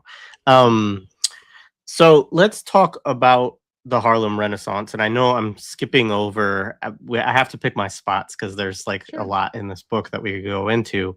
Um, but you write, I theorize what many Black music scholars are uneasy about considering how Black music has justified us from without and from within to the imagination of the slave society and to our imaginative practices with each other, end quote. And so, um, yeah, I mean, this whole section on the Harlem Renaissance is really interesting. I loved that quote. Obviously, it's something you've already talked about to some degree already. But maybe you could talk a little bit about that and some of you know, the the work going on in the Harlem Renaissance. I know we're going to talk about Ma Rainey as a counterexample later, but folks like Alain Locke and others that you're looking at there. yeah. No, it's a great question. I mean, I think that that is something that still exists. Like it's a, there is this. I use this very famous quote from Nietzsche that is, he says, quote, this is from The Birth of Tragedy, I think. He says, "We have our highest dignity in our significance as works of art, for it is only as an aesthetic phenomenon that existence in the world are eternally justified." And I kind of wanted, I thought that like to him, that's a provocation, make art, the kind of, to the extent that people would, Dionysian kind of like the bacchanalic sort of like make art, people reclaim that kind of energy in like maybe the 60s too. But I kind of look at it as a doomed sentence, that like it's a problem, right? Like this is a kind of a different form of bondage, right? That I kind of like I alluded to earlier with Frederick Douglass, that like you people must continually justify yourselves through your as to use a term from Nietzsche, representing beings. Like you have the capacity to represent. I mean, and I think that's unmistakably, if we were to jump now, we'll go to the Harlem Renaissance because I think this is also kind of where it comes from in a way that's more codified. This is unmistakably the way we look at so-called conversations about representation, right? And I'm using scare quotes around representation. I guess I don't need to use quotes. It is the way we talk about representation. So these lines by Nietzsche, they're written like I think I was saying is 1870s, 1870s, 1880s, before the Harlem Renaissance. But I think it's very much that period, and you see this in someone like Du Bois's early writings. I think they become more complex, and I can talk about that too, like in the 1920s. But in something like The Souls of Black Folks, there very much is this grammar of like civilizational language that you see in also someone like Locke, really anyone in the 19th century who's writing, I think, like including Marx. Like, I mean, there's these kinds of developmental logics of people that of course get applied negatively, meaning in terms of negation, to like indigenous and Black people. But you see someone like Du Bois in The Souls of Black Folks talking about like this child race, right, which was a common phrasing at the time. And how are we going to kind of prove ourselves to a broader society? But also, there is a sense of proving ourselves to ourselves, but I don't think that's, I mean, I sort of, as you alluded to in that quote, we don't ever get, there is no, it's much more murky. We can go back to the way we started this conversation around the murals. And so, you also have to think about this time. This is, so you see kind of this breaking down of the aristocracy. You see this liberation of the idea of culture in the 19th century and certainly in the 20th century, where you also start to see the invention of something we would maybe kind of call the middle class, being, like in the US at least. And so you see the capacity to produce culture being liberated, right? Which is also a way to talk about, maybe we could call it liberalism, or we could even allude to it as neoliberalism. Japan, who I think is like kind of liberalism from above, right? It trickles down, so to speak. The capacity to produce culture trickles down in this case, to the extent that it's benefits the reproduction of the society of the ruling classes, the racial capitalist regime of the ruling classes. So you start to see this is part of this moment as well. The other big thing, right, which maybe people would kind of just casually know, of course, right, we see the invention of the phonograph, I mean, really technically like the 1870s, but it becomes sort of a popular object in like the 1890s, 1900s, 1910s. By the time we get to like the mid 1910s, people know what a phonograph is. 1920s, people certainly know. The Harlem Renaissance, people certainly know what reproduced music is, which is a better way to talk about it. We also get, of course, film, right? And you could look back to like Birth of a Nation and things like that, which was like 1914, I want to say, or 1914, 1915. So the way that what kind of art or the aesthetic becomes is this capacity to eternally justify oneself. And it becomes that way partially because of this sort of like, I don't want to call it panoptic, but like sort of this sort of surveillance architecture, if you will, of culture, of cultural representing machines. I talk a lot about this when I talk about the phonograph, and that there is always this sense in the writings of people like Alain Locke that like we are being produced from without, right? And we will see going back to the minstrel stage, which doesn't really exist then in it's traditional thing, but there's still blackface, lots of blackface representations in movies, everything. We just mentioned Birth of a Nation. The audio I look at, there are audio representations of blackface minstrelsy. Um, these are the kinds of things that Alain Locke will, of course, point out as like, well, this is the problem, is that we are being justified from without, meaning from outside our community, not by, I mean, there are black people doing blackface, but, people who are not part of this kind of project, that's not just the Harlem Renaissance, but this kind of project of representation that the Harlem Renaissance I look at in a lot of ways, I think it's more complicated by its artists, some of its artists, than it is by its sort of pontiffs like Alain Locke or even to some degree Du Bois, although he has some interesting ideas too that I talk about. But the project of the Harlem Renaissance I look at a lot is this way of internalized justification, right? Like a little like we saw in Douglass, right? Like how do we produce a positive engine of imagination that proves, if we go back to that writing the Simpson example, there's a lot of this like proof, evidence, facticity. How do we create things that prove and kind of eternally justifies, which is like a very, artistic term in a romantic sense of eternal art. How do we create things that prove us to the society from without? And then a lot of something that Alain Locke's going to talk about is also, again, kind of riffing off of Douglass, what can kind of justify ourselves within our community, like not so much being accountable to our community, but what can be produced aesthetically to refine the unrefined among us, right? So like the black people, to use that term from Saidiya Hartman, who's talking about this, the Philadelphia Negro, which you also referenced earlier, these kind of unruly black folks, who are in a number of ways have a kind of public ungainliness to them that, again, we could look back in the way black people were talked about during slavery, that must be refined, with this kind of aesthetic education, which will serve, again, we could also call it policing, right? I mean, there's ways in which I make that obvious connection, which if people go back and look at something like, I think quoted at the beginning of the book is Michel Desartaux, the French author, and he talks in, I think, one of his books about history about like the term police being connected to ecclesiastical culture. So the people who had culture were the people in the church who could police other people. Like, you're not wearing your robes properly. You're not, these sort of sumptuary things. You're not, playing the right music publicly. You're not. So it's not far to say, and that's sort of one of the paradigms I look at the Harlem Renaissance from, is that the sort of spokesmen of the Harlem Renaissance become these kind of people like, how can we use culture to police our activities into a way that, it justifies us from, and I use the word justification to also complicate this idea of justice too as a goal, but how can it justify us to other people? In other words, the big fear, even in the Harlem Renaissance, and certainly you see this in Du Bois, is like, I can't pull the quote up right now, sorry, but it's like, where he's like, if we don't do this, lest we be consigned to slavery, is a frequent expression. I think he even says that in Black Reconstruction, which is written a bit later.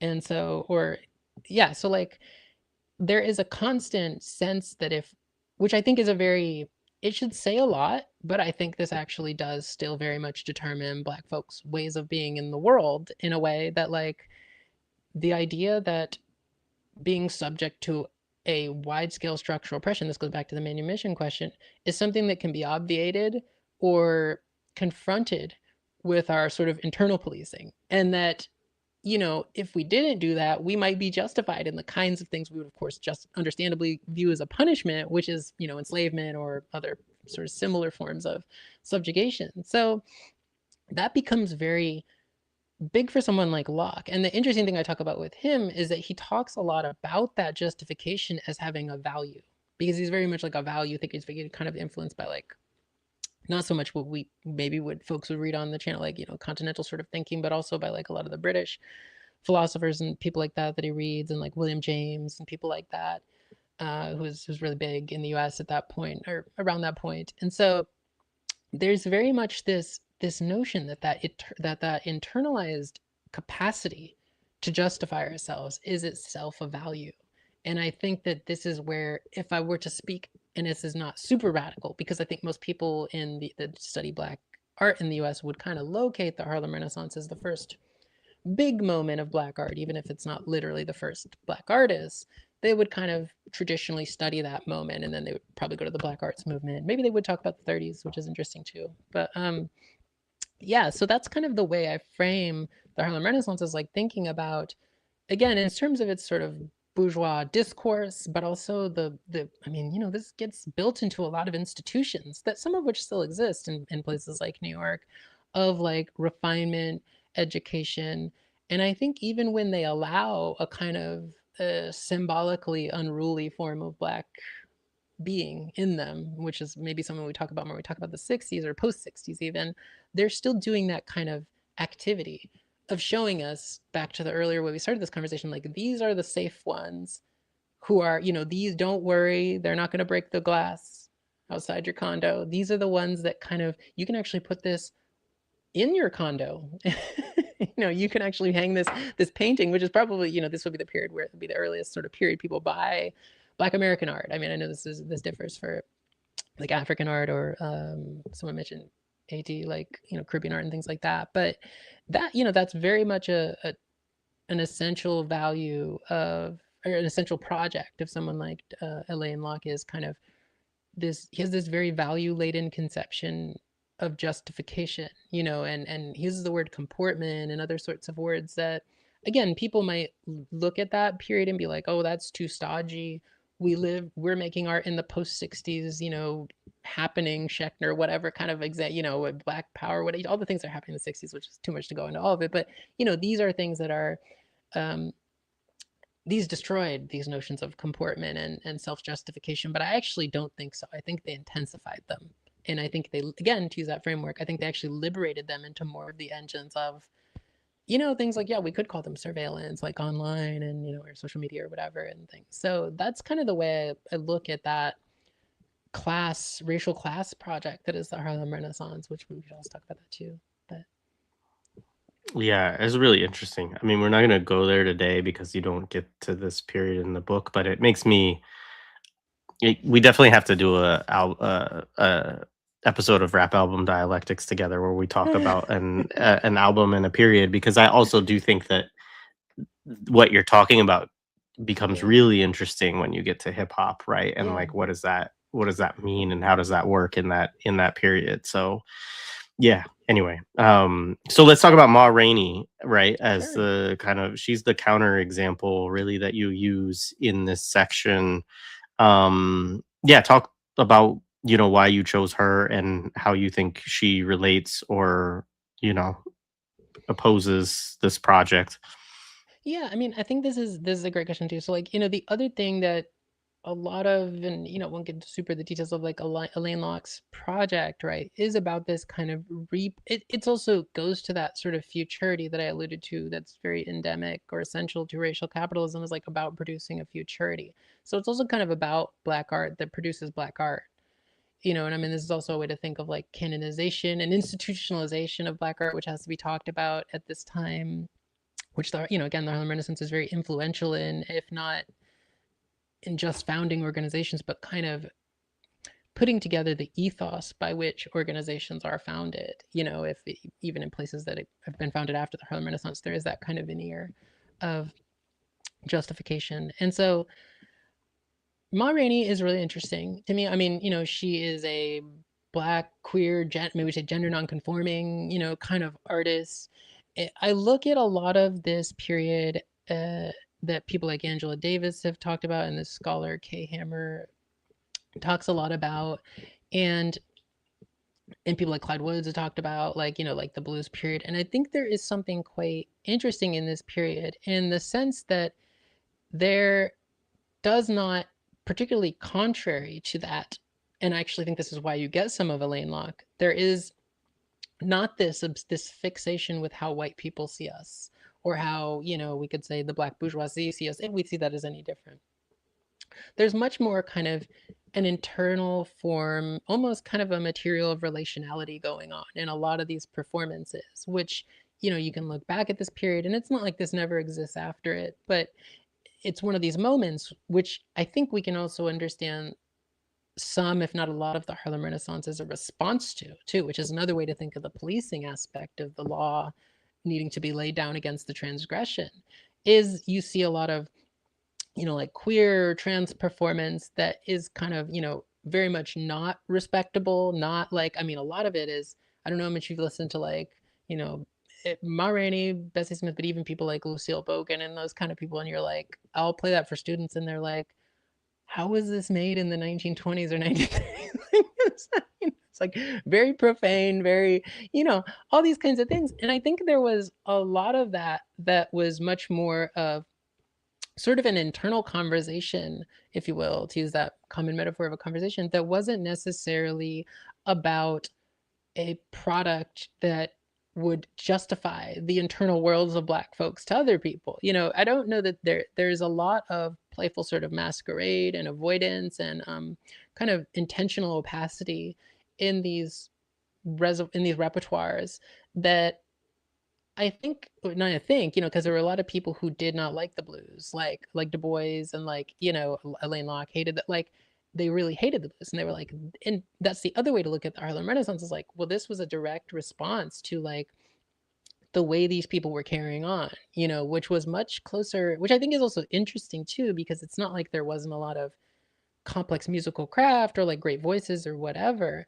but I think what also made it dangerous is that there wasn't the conventional bourgeois distinction between the kind of social world of the art and the social world of being Black, in a way that I think, again, looking at the Harlem Renaissance, it's more vanguardist, it's much more vanguardist. Like, these are the artists, these are the people who understand the project that, say, someone like Alain Locke is, or you go back again to Frederick Douglass, who's part of this, totally could be considered in kinds of vanguardist terms in a certain way. There's a little bit less of that. It's a lot messier.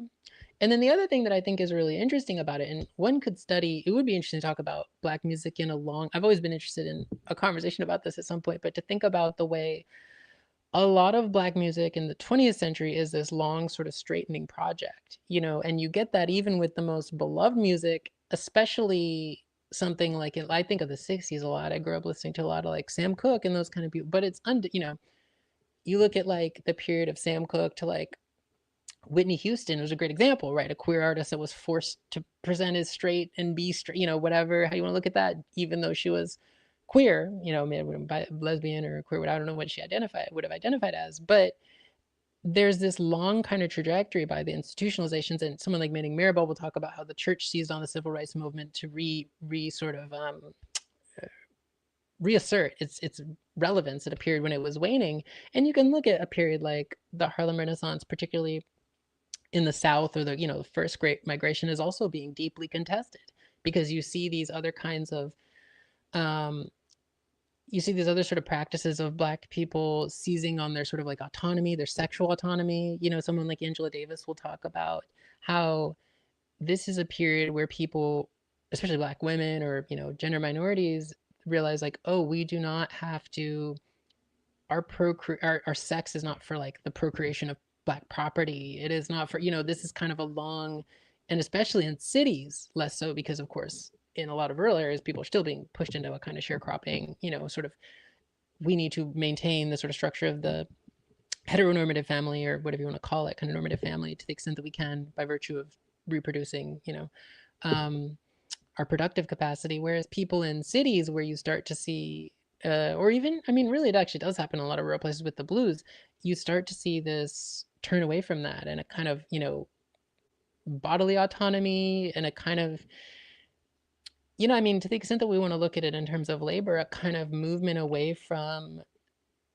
the romance of artistic labor too, which is already something that the Harlem Renaissance is kind of afraid of. It has to have, and it says a lot, again, in a very European way, that you have to have the romance of artistic labor in order to have this kind of civilizational project take hold. And I think someone like Ma Rainey and a lot of other Black, it's not just her, but like, I think she's like very emblematic of that period.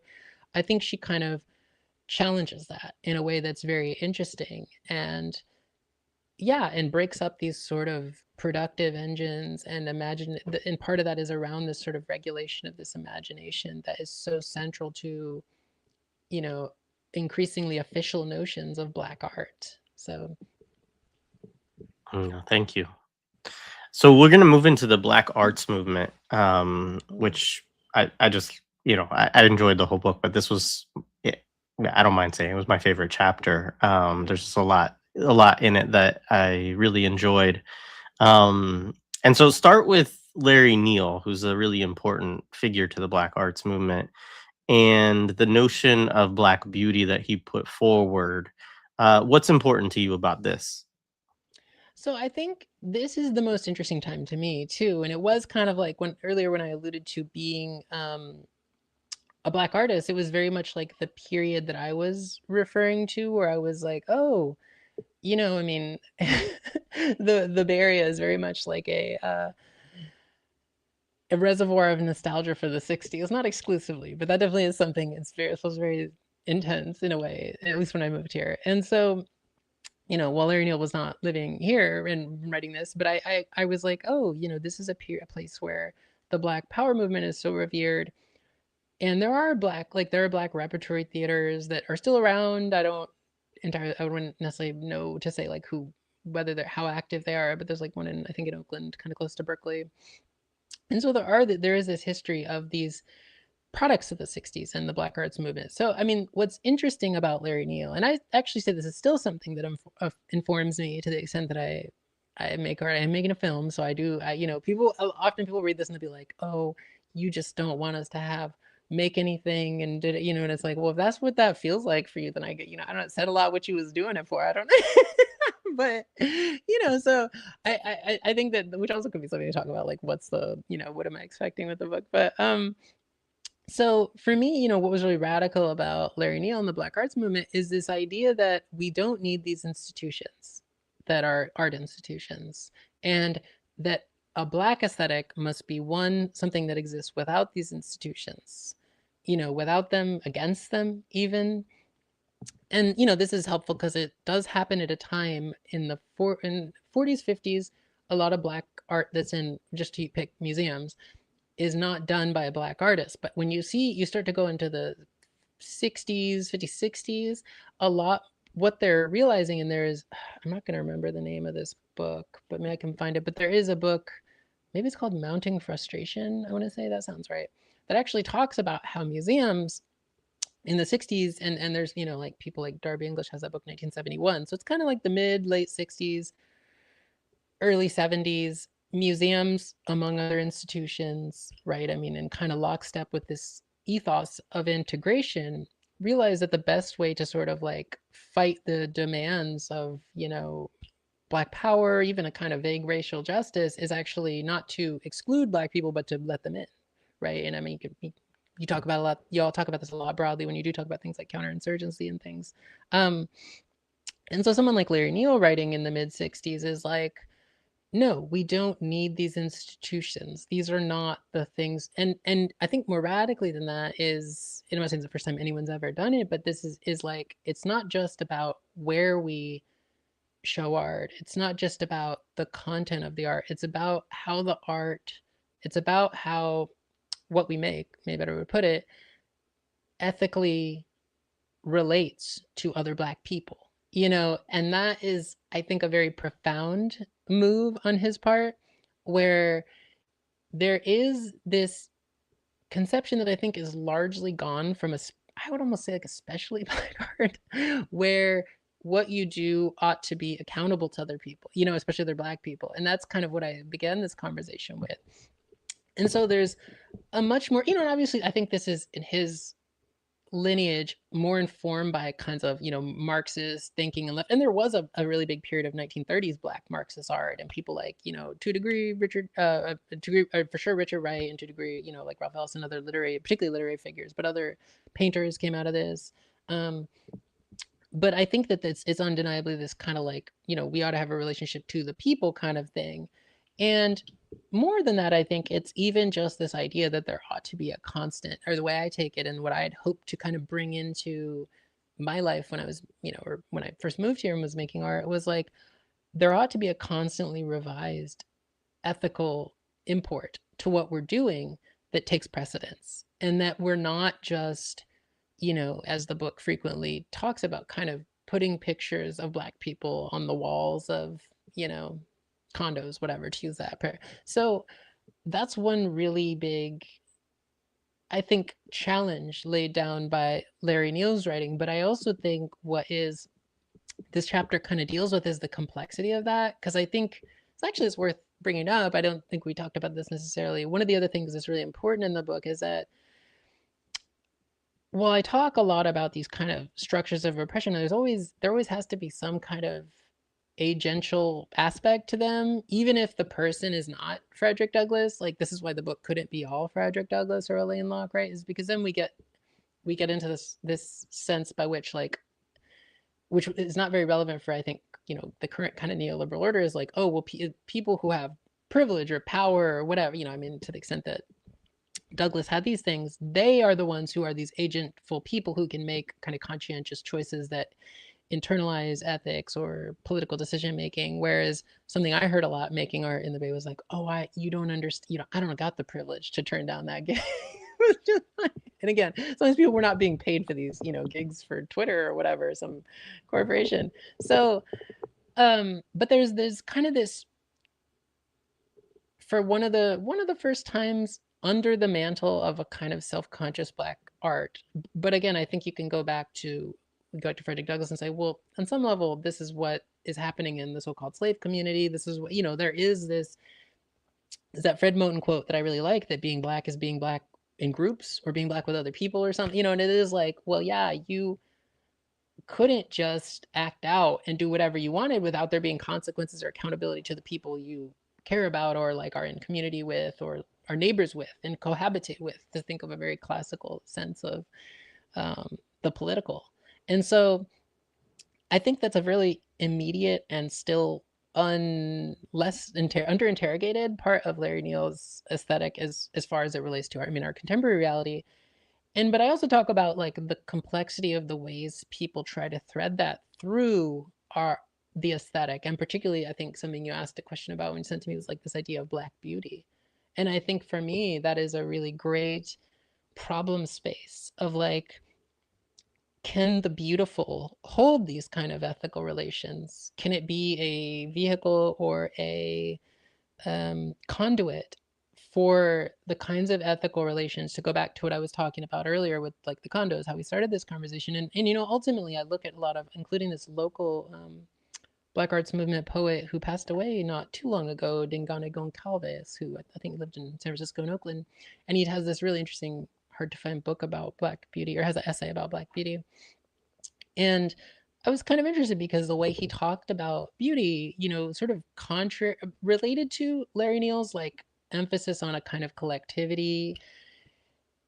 But I think ultimately there's this irreconcilability of the beautiful with a kind of collective project of even sort of ethical being in relation, let alone liberation, I think. And that's sort of, you know, the conclusion I reach in this chapter is that like the beautiful is not, it's not for that, like, in a way. And that ends up being a really difficult, I think, kind of point of navigation for the Black arts movement, as well as probably, for example, why we still have the Black beautiful, but we don't have the artistic collectives in the 60s that I write about, So yeah, we can.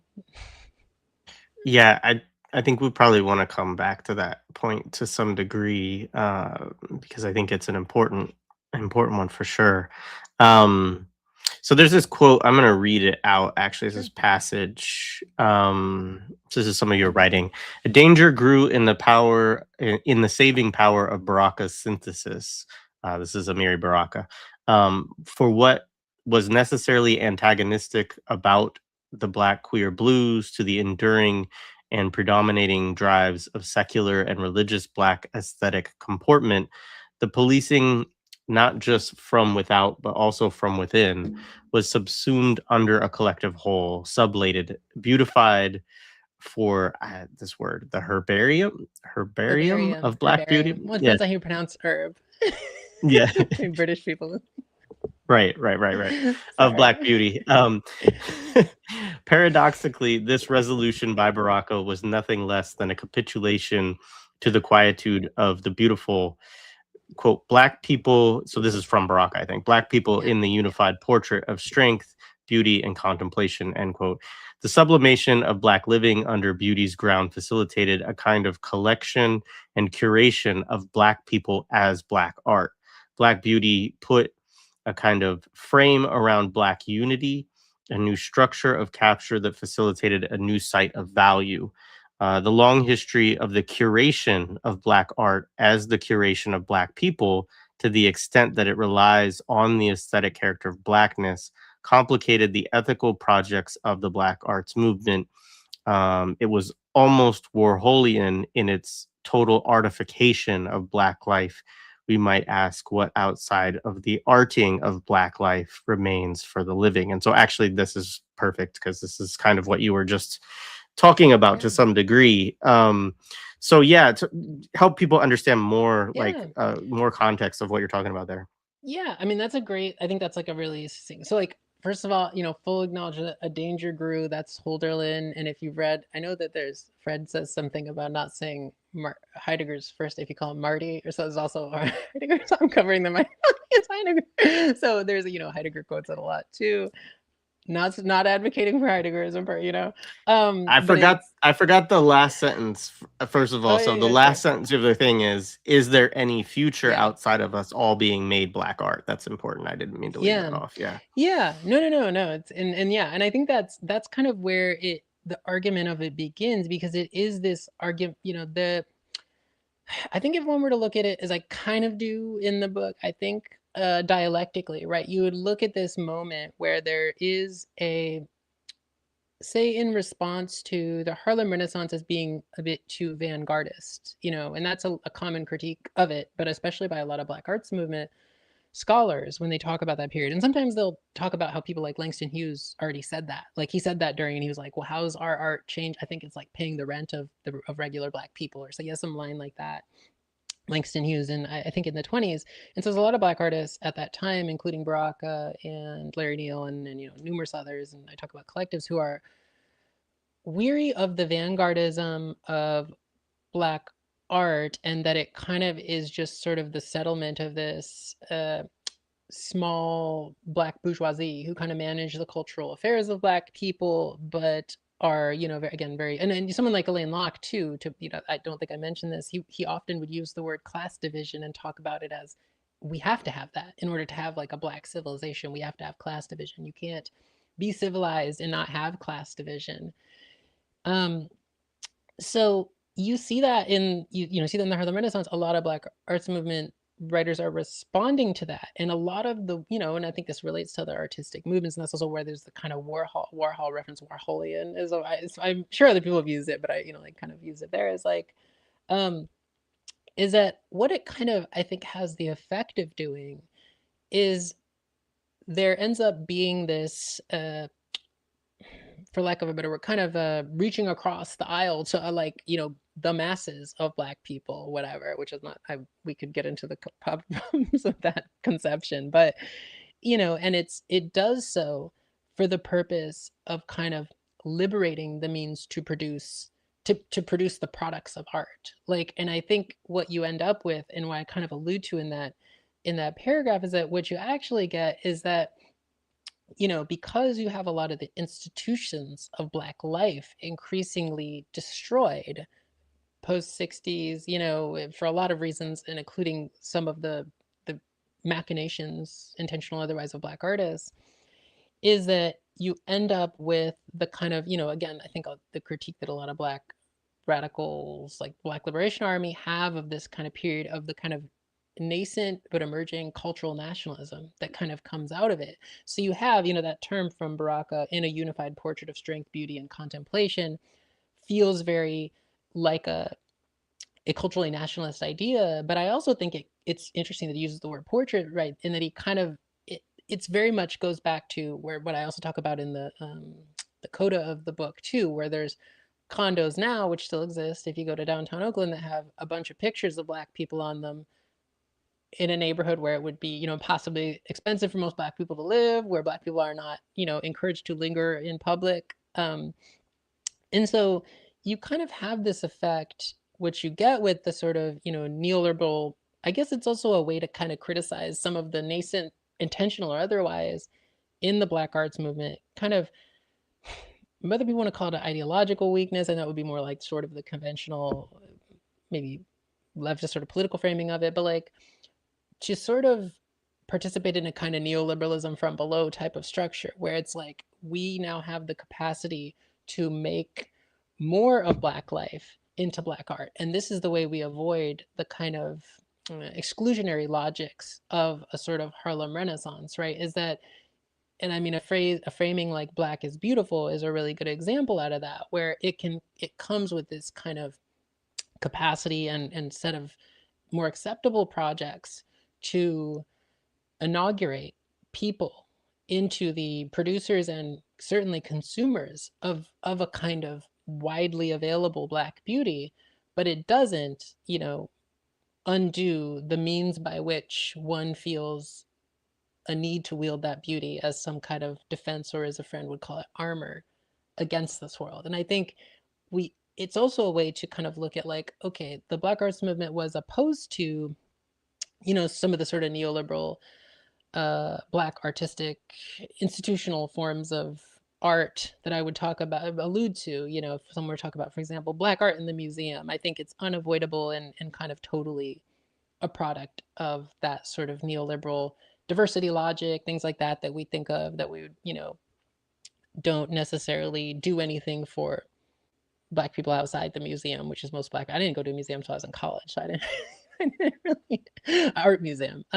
So there's that part of it, and then there is so it's kind of a way to think about like, well, it's not like this is just, but then you look at that period, and again, kind of thinking of a dialectic, it's like that period includes some of the logics and the thinkings and even the grievances of the Black arts movement, which are kind of also about this sort of idea that the ethical relationship to Black life is about this kind of capacity and almost like willingness to reproduce Black people as this representation. And it is this complex way of putting a very simple thing, right? That like, we care about Black people because we have their pictures on our wall type of thing. And that there is a certain form of, this kind of becomes, and actually we didn't talk about this earlier when you asked about like the places where people aren't. There's also a lot in this book about this kind of artificial personhood logic that is very essential to the state and capital, right? Where that is absolutely part of what this is taking part in. That it's like, well, you can have this kind of unified portrait of Black people, and you can have it in a place where there are no Black people. And there is, an undercurrent of course, what was not the goal, I don't think, of the Black arts movement, and quite the opposite. That kind of gets pulled out from under its sort of more dominant or radical tendencies and becomes the one of, if not the dominant ethos of Black art. But it also becomes, in some ways, the way people remember it. Like, I think it's kind of similar to the sort of Black Panthers point that I was making, that people kind of, or maybe people do this with MLK a lot too, where they like remember the thing that is like, oh no, we have the, it's Voltaire, we have the world, we actually have the best of all worlds, and that's why, because it did work out. And it's like It's like, no, actually they had a critique of this kind of, but the way it's sort of framed around these notions of beauty and almost like a kind of personal property construction is susceptible to these dominant, orders of racial capitalism that can take that part of it and not have, of course, the larger ethical projects that are connected to it, or can take, like I talk about in the book too, how a lot of Black artistic collectives in the 60s are a site for, something you talk about a fair amount on the podcast, like Ford Foundation funding. And so they're like, oh, if we can get a collective of Black artists to go into a Black neighborhood and help us gentrify it, which can be suppressing political organizing, it can be beautifying the neighborhood, making murals, going back to how we started this. And this was going on in the 60s even, if not earlier, right? Like, so we can kind of use that unified portrait of collective Black being, like, oh, we see a bunch of Black artists come into our neighborhood. I guess that's a good thing. They must be making our lives better. And it's like, no, actually they're trying to make them worse, but they're trying to make the making worse of your life more beautiful, right? Which is different than, I don't know, free housing, other things people would want. So Yeah, that's great. I'd want to say to the chat, there's a few questions I've flagged, and I will try to get those to Gemma in a bit too. We're kind of winding down. We got a few more questions here, but yeah, I do want to. Oh, I see comments. I didn't even know there's a tab. It's all good. But let's talk. This kind of relates to what you were just talking about, the Freddy Fixer sort of phenomenon, and so. I just wrote a note of I want you to talk about the Freddy Fixer to Yimby pipeline. I don't know that means anything to you, but that's yeah. I mean, so Freddy Fixer, it's in the book. It's Freddy Fixer was this thing that started in New Haven. I want to say, yeah, and New Haven has a significant Black population. It's also where Yale is. If those two things. I've never gone to Yale. I mean, I've visited New Haven, but I didn't go to Yale, so I'm don't put that shout out to Hiram and Ruthie Wilson Gilmore, both from New Haven. So oh, I didn't know that. Okay, well there you go. Okay, they got to check it out then. Okay, yeah. I'd be interested to know what they think then. But yeah, it's this kind of it's early. Basically, Freddy Fixer is one of these early. More formally, I mean, I think the book is arguing like this exists before this in a way, or the sort of tentacles or sort of stuff or essential aspects sort of exist before this. But as a sort of more conventional form, Freddy Fixer is this. I don't know if we don't have the picture. There's a really great picture that I could not get from another book, but it's this anti-littering campaign, kind of a cleaning up the neighborhood campaign that conscripted, and I did a lot of these as a kid. I think you've had people on the show that talk a lot about the Boys and Girls Club and things like that. YMCA, all those kinds of things. It's very much one of those kind of things, like Polite Pal, if you did that, basketball, unfortunately did as a kid. So Freddy Fixer is one of those things that this is a parade, and this is kind of a later version of it, but there was these young kids, actually kind of like the history of the Boy Scouts. If you know the colonial history of the Boy Scouts, it's sort of similar too. But it's like, it was a project that started in the 50s, I want to say, that used model cities funding, which is part of, urban renewal, part of these things that were about blighting Black neighborhoods in order to turn them into sites of speculation and real estate development, which is what we're now living in, right? And Freddy Fixer was one of these things that was about deputizing young Black kids to be Freddy Fixers in their neighborhood. I think, yeah, maybe like the Boy Scouts is a good comparison. And so they would go around picking up litter, maybe they might yell at like someone as a litter bug. And like, basically if we don't want, and the kind of ethos of it was attributed to this very wealthy doctor, but it actually turned out that a lot of the program funding came from the Model Cities Foundation and similar kind of, sort of like the Ford Foundation kind of things for policing communities. The inventor of it, Rich, was kind of describing it as like, well, if we don't clean up our communities, what right have we to complain when we're policed? Or, very conventional, sure, the respectability politics, but I think particularly what I was interested with Freddy Fixer was this idea that the beautification and is also kind of going to the Black Arts Movement question, if the beautification comes from within the community, or within the community, you could put in scare quotes, how does it absolve us of those kinds of problems that we might encounter from the beautification from without? And my answer is no. And that actually in the 50s and 60s, particularly in response to all the racial riots and movements and things like that that are happening at the time, the Black Power movement, other things, these beautification efforts are a way to inaugurate and indoctrinate, especially Black youth, into cleaning up their neighborhood. And so it also is one of these things where it's kind of a way, it goes back to the Amiri Baraka quote of a unified portrait, and things like that, is that, and I couldn't get the picture from another book, but there's a book called Model Cities that has this photo in it, which I could run and get. And it has like young Black kids, like, proudly walking down the street and, like shout, with sashes that say Freddie Fixer. And then by the time, I think in the book, I forget the picture I used, maybe from the 70s. Yeah, the one I showed is from 77. 77. Yeah. And this is a parade that starts in the 50s, and then it goes to actually very recently to when I don't know if it happened this year. And there's a funny story that I cite in that, but it didn't happen. And it was one of these ways to kind of almost seed within Black culture. It was one of these ways to kind of naturalize policing. And so in particular with Freddie Fixer, it became kind of a community tradition, such that if you were like in the 70s and you were like, what is this?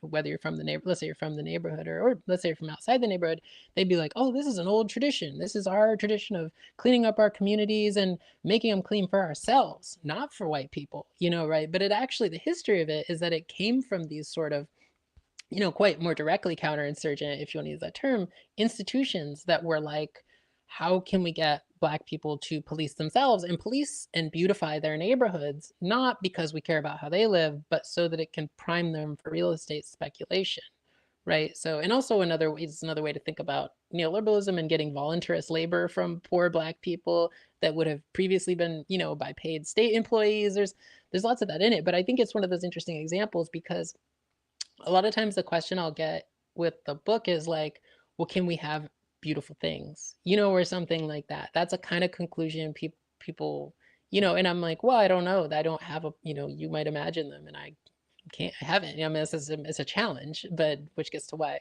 some of the conclusions of the book.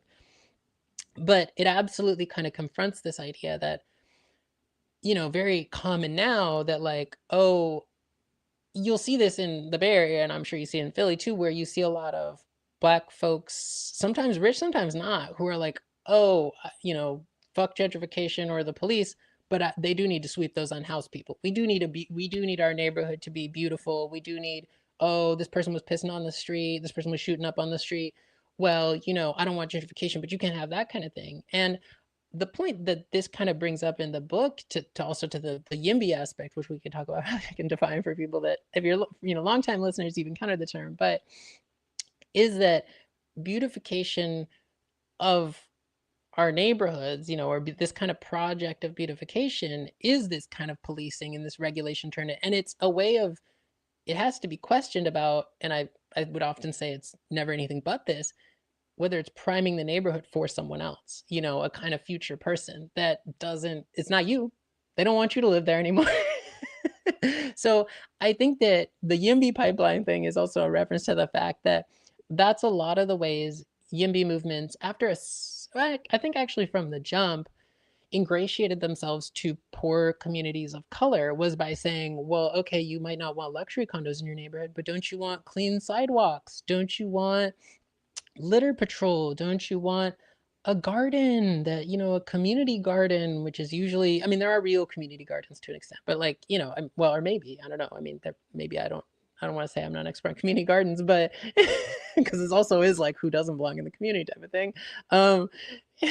But, they're always about presenting the positive fruits of a kind of beautification as if they're not the Trojan horse of more violent forms of displacement and speculation. And they just always are. Like, and it's like, there might, again, someone in the chat might be like, well, actually this, but someone put junior spies or something. But yeah, it very much was like a snitch patrol. It very much was.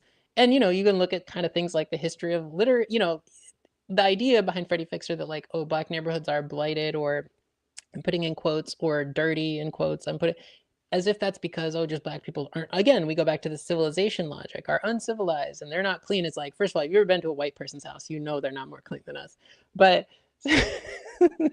of all, you know, it's like, no, this is structural abandonment. These are all these, you know, all these kind of terms we would understand neoliberalism as. And that part of this also gets to the period in the book that I talk about a little bit, but don't talk about a lot, like in the 70s, is like, this is part of this kind of hustle mentality that becomes just inextricable from black art. I don't know that there it could exist without the internalization of this logic that, you know, you make beautiful things out, you gotta, you know, you gotta marketize yourself. You have to turn yourself into a regulated and regulatable project before you can make any real complaints. I mean, why are you, you know, and not to mention that we don't even need to get into the so-called real political work, because what we can do is hustle our way out of this. You know, we can have voluntarist free black police. It's just, there's a lot of things into it, because of course you don't want to pay you don't want to pay, I mean, we're neither of us is arguing for paying black people to police black neighborhoods.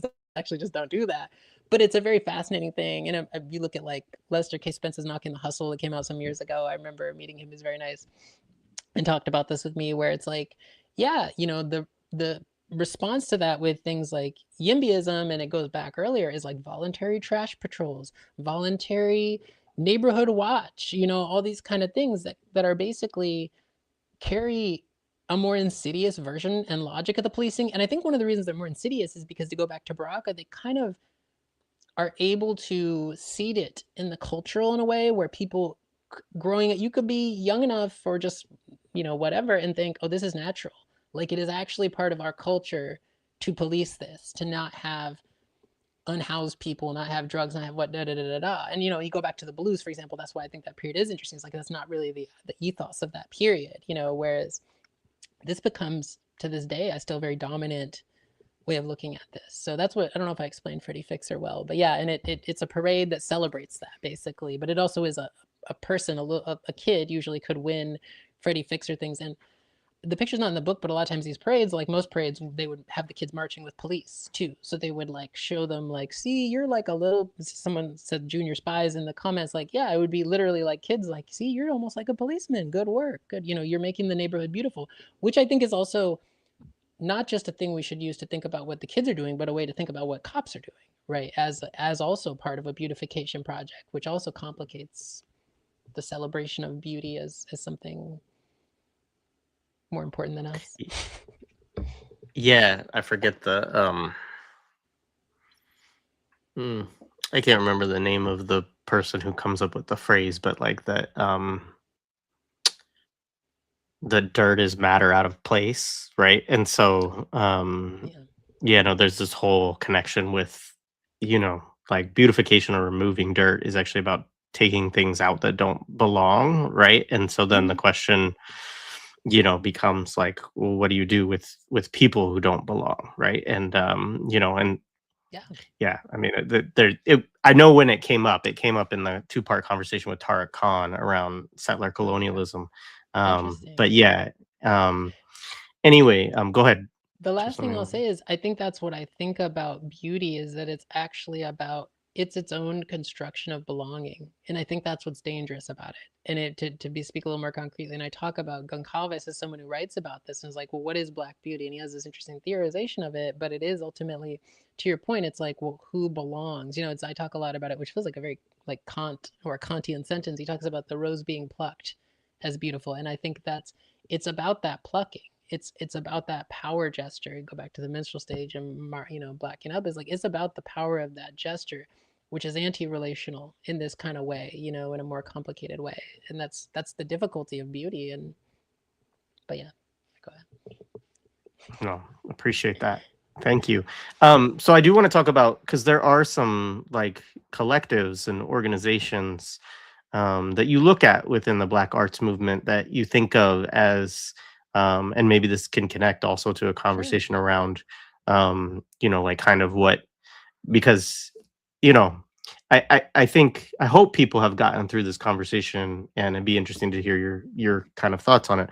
But you're not saying like black people shouldn't make things, right? Or that there shouldn't Yeah, be like right, like it's not an anti um creativity, yeah, kind of discussion, right? Like yeah. it's Something. really about, what is meant by the aesthetic, and what is the role of the black artist and black art within this society, and what does it justify, and what kind of Yeah. comportment does it require, and all of these kind of things. um and so there are groups that you look at too within the book that you draw inspiration from, or think, you know, are short-lived but, cool projects in terms of trying to do something different.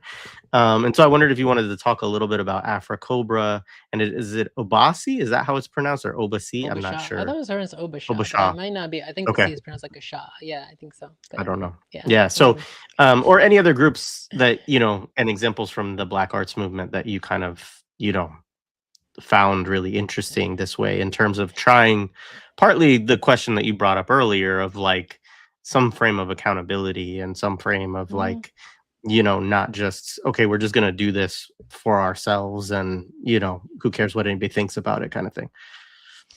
Yeah, no, I think that's a great question. The In the last chapter, I think the groups that I primarily talk about the Black Artist Group of St. Louis, which is really interesting because they have a much more embattled relationship. Like they do take some of the funding from like the model cities, um, and they're very quickly they're like given a space by, we'll just say like the government, government private foundation funding, we'll just say that, to create a artist space for themselves. So they get to, kind of every artist's dream, I think, who's not a millionaire, right? Having our own space to make stuff. Um, and they get the space after a lot of argumentation because they're actually pretty aware of what these funds are supposed to do. And so at the same time they're being offered these funds, the Pruitt-Igoe strike is going on. And people are probably fairly familiar with it, right? It's this huge, the biggest rent strike, I think, still in the history of the US, for better conditions and, like better living conditions in Pruitt-Igoe, which was a housing project in St. Louis, like in and around St. Louis, and they they're very hesitant to take the money to have do any sort of artistic work because they realize that it's, I think in Amelia Cruz or one of them says something like, oh, this is like they wanted us to civilize people, because these people who were striking and pissed off about their poor living conditions are actually um, in need of, again, going back to the slavery, in need of civilizing because they're not acting right, whatever. And so they met about it, they debated, and then eventually they agreed to take some of the money or take the money and created a space. And then they created the space and were like, oh, we can perform. A lot of them were kind of experimental musicians, maybe would call them, in the line of like the AACM, which is also a group I talk about. Which the AACM, the Association for the Advancement of Creative Musicians, people probably know about from Chicago. The AACM actually met about getting these kinds of funds and refused to take them, at least at this point in the 60s, which is interesting. I think that um, one short answer to the concerns is like, you can just not do something. You can not get something, there's that there's that quote from James Baldwin. I don't think I ended up getting to put it in the book, phrase like, you have to lose something. This is going to cost you everything. That house, that child of yours, they're not yours. You have to give up something. I'm paraphrasing. Sorry, I can't. It's a really good quote. But yeah, so it's also like about giving stuff up, which I think is often a difficult argument to get into with Black people, even though ironically a lot of the Black people who are artists are from more affluent backgrounds, especially fine artists. But maybe with music it's a little more complicated. Um, so they create a space outside in St. Louis, or maybe slightly outside, and they invite the Pruitt-Igoe strikers, like, hey, why don't you, maybe they're passing out flyers or something, I forget, like, why don't you come see art in our space? And they're like, the people who are striking are like, no, we don't really care for that, but can we use your space to meet for our political meetings? And I thought that was actually really like a really good like way to respond. And they're like, oh sure, yeah, you can use our space for having meetings. Like, I think this is like, it's also kind of, it's a small thing, but it's like even just giving up that much was a good thing. It was like, oh, this is not a space for us to reproduce ourselves as Black artists. It's actually a moment where we could, give something away to like Black people who we are theoretically, again, in the spirit of the Black arts movement, interested in, supporting, or I don't want to use the word serve the people, but I know that is that's a common term then that a lot of them use. So I think that's like, that's kind of that's one example I think is sort of interesting. And then there is Afrocober is interesting also. I think starts out as Obasha, which is a much bigger group, which contains more sort of like, I guess you could say sort of multidisciplinary artists. And Obasha is actually, if I remember correctly, much more driven by theater a little bit more than it is driven by eventually like Afrocoba becomes probably more associated with painting and things like that. But there are a lot of painters in the group. I think there's musicians too, but I'm not off the top of my head remembering. And so, Obasha, we can call them are like many of them are local, they're from Chicago. A lot of these people you can I think quite a few are still around. I don't know if they're still around, but they would have been till very recently. And there's also there's a lot of debates in their sort of artistic production. Wasn't Abdul Akalimat part of it? Yeah.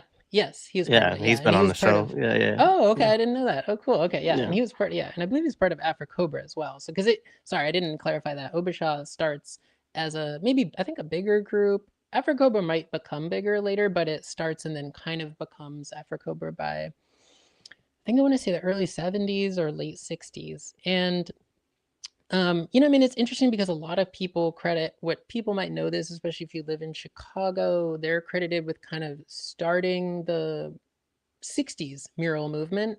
I mean, there's, this happens in the 30s too, but with sort of socialist murals. But in the 60s, they're sort of credited with starting the sort of modern mural movement that we have in San Francisco in big numbers, right? Like a lot of targeted communities, particularly Black folks, but also a lot of other, Latine folks. But, that also comes from a tradition too in lots of parts of Latin America, but comes from this sort of tradition of creating public murals. And they're very, like they taught. The interesting thing I found, sort of to answer your question too, is also just the most interesting part to me of any of these collectives was the meetings and the like actual discussion about like what are the ethics of these things, like what are we actually doing. And so they made this thing called the Wall of Respect, which was, made with the input of people in the community, which on the one hand you listen to that and you're like, oh, that's a common it's a common developer for phrasing, like, oh, we took the concerns of the people in the community into account, da da da.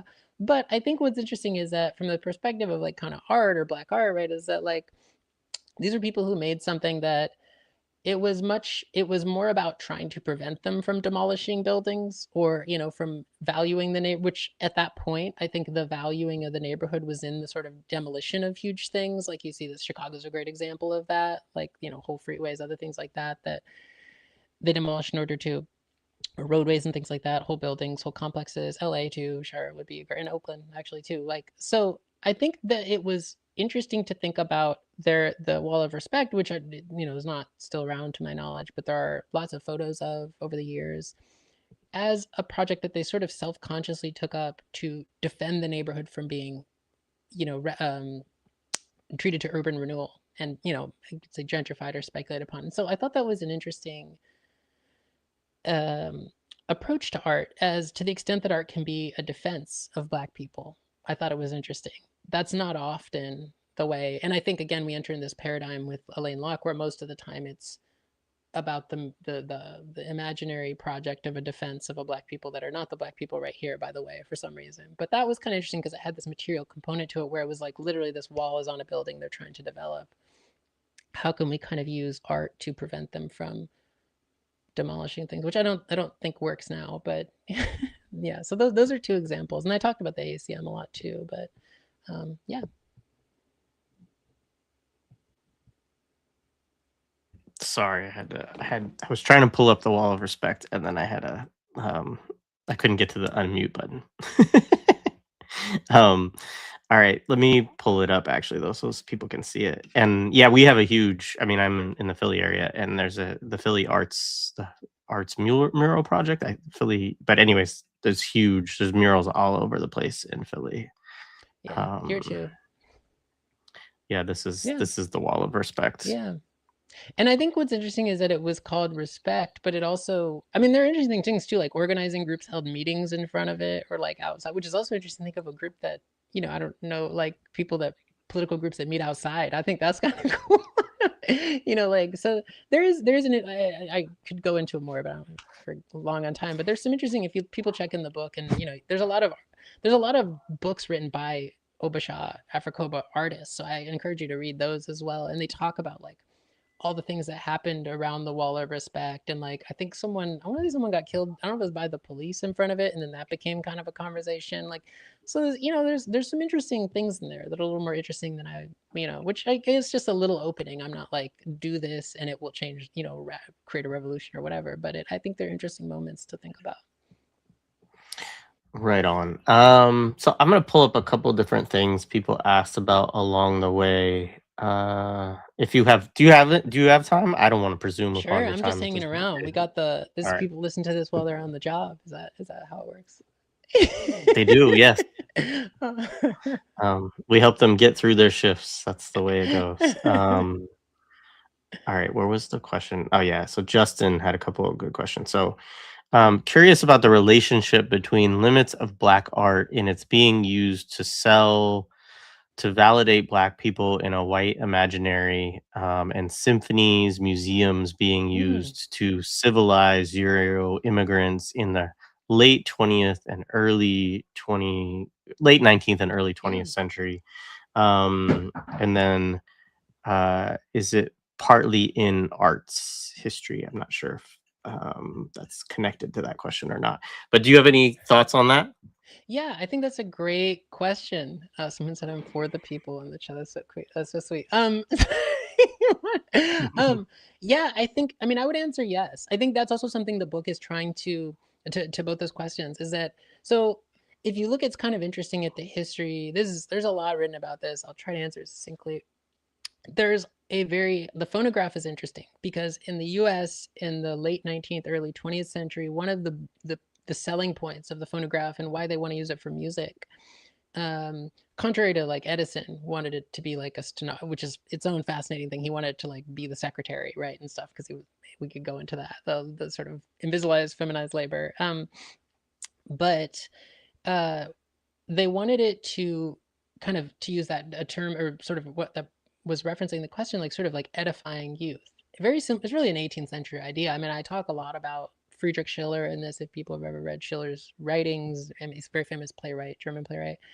But, the aesthetic refinement that goes back to, let's at least say, the 18th century is very much present in the late 19th and early 20th century in a broad kind of way too. And so the phonograph, they think in the US, one of the marketing points ploys, one of, not the only one, but one of the marketing ploys becomes, well, this is how we will um, refine our population, mass civilize our, which I think is alluded to in the question. And I think there's definitely a relationship to that. And one could, there are other versions of the work where I looked at where I was like, talk a little bit about the relationship between that and the fact that you have blackface recordings going on at the same time as it. So that even though the minstrel stage, which is the obvious reference for those recordings, is looked at not as a form of like high or refined art, but being, having that kind of racialized power over black people is absolutely part of having a kind of refined relationship to art. So, as was the case with the minstrel stage in the 19th century, you could be a rich white person, go to the minstrel stage, and then later that evening you hit up a symphony. Like it's not, or the next day, whatever. Those are not, they're opposed forms, and they're opposed or they are symbolically opposed forms, but they cohabitate in the same, people kind of project of subject production, or whatever we want to kind of call it, self-making, just that term from Sadie Hartman. So I think it's absolutely related. And then I think there is something about art, and y'all talked about, I think the beginning of film also answers this question very concretely too. Like there is this sense that in the late 19th, early 20th century, America, to compete with Europe in a kind of as an emerging imperial power, has to have its own music, American music.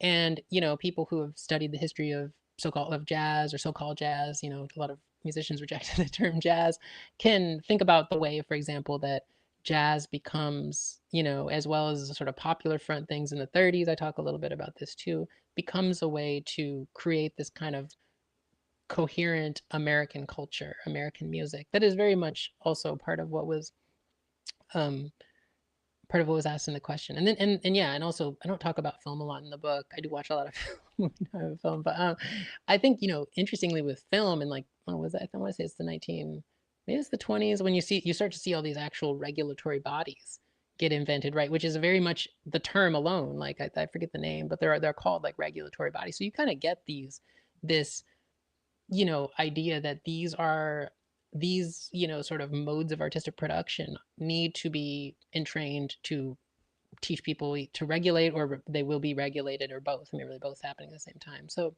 I think there's actually a lot of relationship, and I do think that's part of the book. I kind of push against some of the romance of Black music in it, that like people have. I talk about the sort of expressionist or expressivist tendency, right? Like that you see in the 19th century, that Black music is always an expression of our suffering, or always an expression of sort of more immediate emotions. And that's not to say that doesn't happen or that's not in there, but it's difficult once you look at actually making music, because it's not how people make music. I mean, generally. And then it does allow for this sort of civilizational differentiation between how Black subjects are formed and everybody else. And I'm less interested, I don't know if this answers the question, but it's worth talking about too. I'm less interested in kind of the inheritance of slavery just as our inheritance, rather than it being like, this is the world's inheritance. Like the world did this to us. I mean, I wasn't personally enslaved, but the Black folks, and that is kind of the way it ought to be taken up with respect to art, rather than it being the private possession of. Yeah, so I don't know if that really answered the question, but that's also where that kind of comes from. So there definitely is a kind of connection to other groups in a way. Yeah. Appreciated. Yeah, and Justin's still in the chat. So Justin, if you have a follow-up, or if there was a piece of that we didn't get, then feel free to let us know.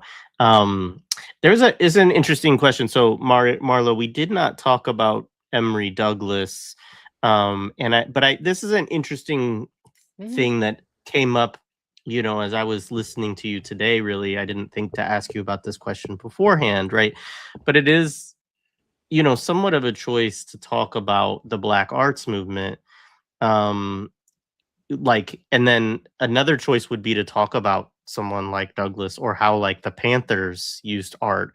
And I think it's interesting. I mean, because obviously for one, there's specific context for Douglass, right? In that he's a member of an organization that has a political program, and his art is specifically, and I don't mean this in a negative term, it's for propaganda purposes, but it's to promote the ideas and the analysis and images that will draw people into the party, that will help communicate the politics of the party, etc.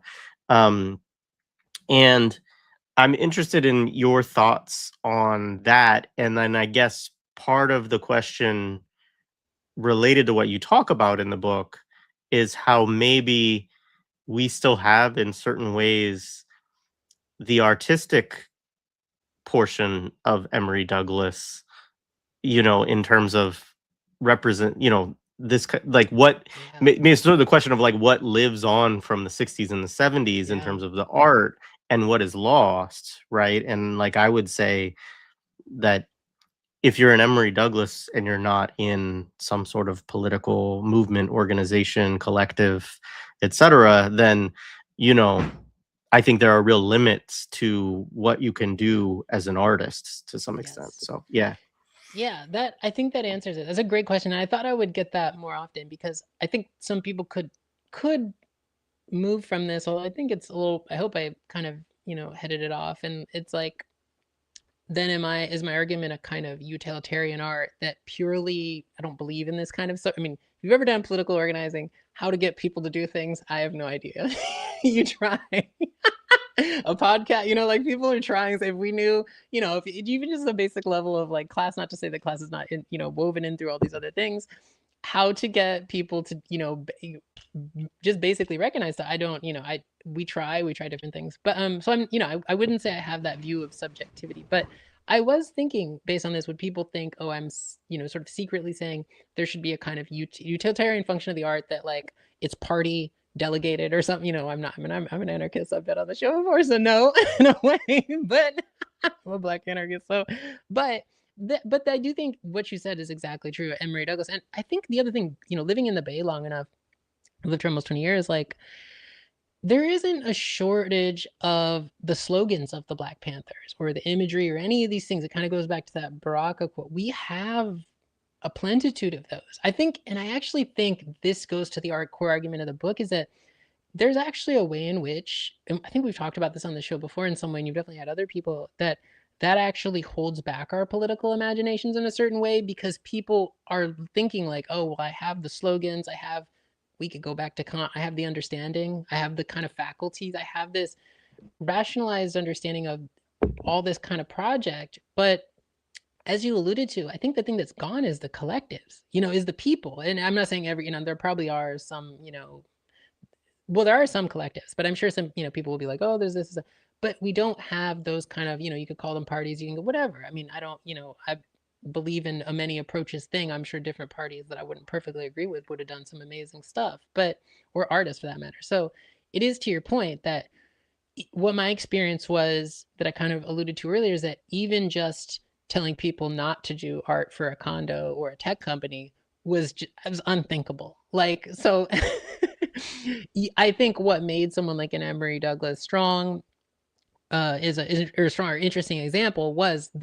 the collectivity that's happening behind the scenes. And I think that's where a lot of things are interesting. I mean, we could even look at things, again, I don't super go into the 70s, but there are some interesting things about like the LA Rebellion in terms of filmmakers, which is very influential for me. And I'm sure, I know you've been two-man on the show a lot, probably, I'm going to guess, is a big fan of, like, so there are lots of examples of, that are more interesting. And also why I kind of do point to forms of collectivity, in a different way, the blues. But it's not the same kind of, self-conscious political project. But I think that is a more powerful place to start for me, which I just see as totally absent in, not exclusively, but I do think, an increasingly individuated conception of an artist, which I do think we live in that world now. So yeah, it is exactly what you alluded to in the question, that, he had these parties, these groups, that he's belonging to, like if you looked up ACT UP, there's lots of things that have interesting artistic examples. Yeah. But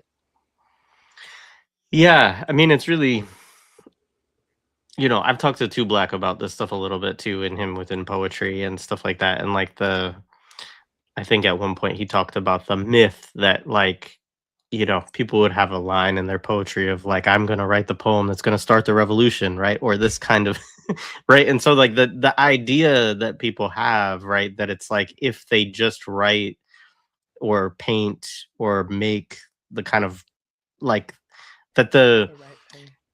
yeah, that like somehow what's missing is just the quality and the craftsmanship around like revolutionary messaging, I guess you could Yeah. say, of a certain kind, right? Without, people accountability, like, all of these kind of Yeah. pieces. Like, I know it's a tricky question to ask you talk about the Panthers as an anarchist, but like, Oh no, I um, mean, yeah, yeah, but I no. mean, I think that's important, right? Is it's sort of like Yeah. some sort of political accountability, Yeah. right? For like what you are doing as an artist, and then not to just be, I mean, we could talk about it within podcasting or anything else. Like a lot of what we have these days are um, not accountable to some Yeah. sort of like base or group of people that and maybe if it is, it's like people you don't even know, right? So then it's like, Yeah. well, what does that What does mean? accountability mean? Yeah, there. Yeah. Yeah. Um, all right, let's see. Everything in San Francisco concerning the Black community is counterinsurgent, small, isolated community ripe for experimentation on many levels by empire. Working with students and families, you can really see it. Um, let's see. I loved this comment, Shitty Matcha. It is, unfortunately, we don't have written records of the first impressions of the colonized upon encountering and observing Europeans. It would probably blow their settler minds. Sure. um, yeah, I like this comment too. When white people sound extra sciency, analytical with a lot of big words to express the most odious racism is sometimes weirdly funny. I agree. That was in relation to the Brazil segment. Yeah. This question: if revolutionary art is linked with a conscious movement and organization that has an ideological base, program demands, and political education, it can be powerful. I didn't know if you knew this reference. What Yeah. Du Bois says about, yeah. Do you want to say something about this? Yeah, I talk about that essay in the beginning of it, and yeah, he talks about, and he uses that also why I don't criticize the word. He in that essay he says something, I'm not gonna, paraphrase his very pretty 1926, I think the essay's from, language, where he's like, everything I have created has been for propaganda. He says something to that effect. And so there's there's someone who I think reviewed the book. I think it was offered extremely helpful comments. I think it was Naomi Chandler, who was very sweet. Thank you if that was you. And he was like, big Du Bois expert. And he was like, he pointed out this essay and he was like, I don't know if anything you're saying, and this is beyond that essay, which was funny because it was written exactly 100 years ago now. I think it was 1926. And that essay is really, I talk a lot about that, of it being like, his argument is like, the Negro artist is doing these things for a kind of white outsider, that it is, there is not a core to what, there is no sort of positive definition of the Black artist that is not about creating these kinds of cultural ambassadorial sort of projects towards an outside other. And so I kind of agree with that. Like, I think, and maybe I would push even further into say, like, even, there's that line in the book too, where I'm like, even without ourselves or even amongst ourselves kind of thing, where I think that is such a deeply ingrained notion now 100 years later in the conception of the Black artist, that there is always this kind of there is always this tendency towards a kind of justification, and it goes back to that quote, the other question too that you said about, like, if you have a revolutionary program and then you make art.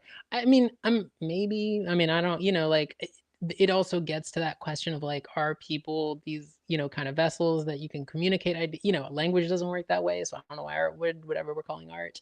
But I think it is the question of, like, almost something that goes beyond the justificatory, and I do think that collectivity is something like that. It's somewhere like that, to the demand that we always organize ourselves, get organized, whatever type of way one wants to frame it. That I think there's a lot of arguments to be made that, in a kind of relationality, something like the Black artist doesn't exist, and that's the way you move beyond this perpetually, that Du Bois talks a lot about, this perpetually kind of justificatory, or that the way that the denigration of something like propaganda, or the opposition of propaganda to real art, that kind of thing that opposition doesn't emerge or doesn't cohere entirely, because there are not these sort of counter institutions that have almost always, at least in the 20th century, mostly almost always existed, or all of our lives, I'm going to say, unless anyone's over 120 years old.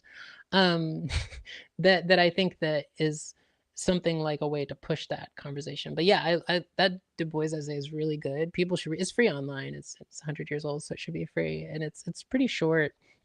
And that was a big turning point in the book, because I think it was Naomi Chandler recommended it, was like, you need to read this. And yeah, I think it's a challenge, and it is, like, in a way also inspiring to be like, oh, they were still dealing with this 100 years ago. I mean, it could go the opposite too. You could be like, Jesus, why is it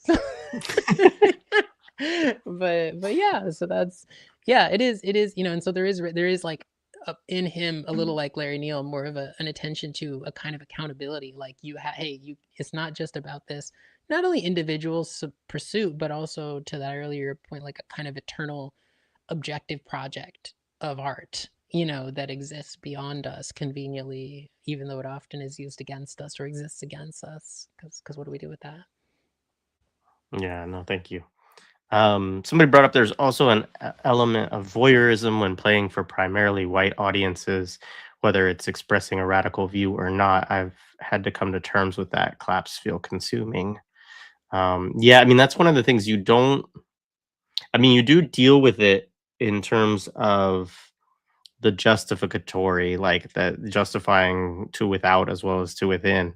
But I think one of the things that I really found, and I mean, they're related actually, right? Because like this so I really liked the fact that one of the places that you focus around is imaginations, right? And around Mm-hmm. like how it kind of causes its own, there's these own processes of self-regulation of okay, like if I'm going to, and thinking about this and going all the way back to like Douglas, right? And saying like, okay, in this era, if I'm going to be a black artist, like these are the kind of justificatory pieces I need to take on, or like whatever, like this is what this looks like. This is how it Mm-hmm. needs to look in a certain way, right? And then of course with the Harlem Renaissance, just the interesting of like kind of in like, well, if we don't want white people to tell us how it has to look, then we need to, as our own community, decide how it Mm-hmm. needs to look, which is interesting, right? Like it is very interesting.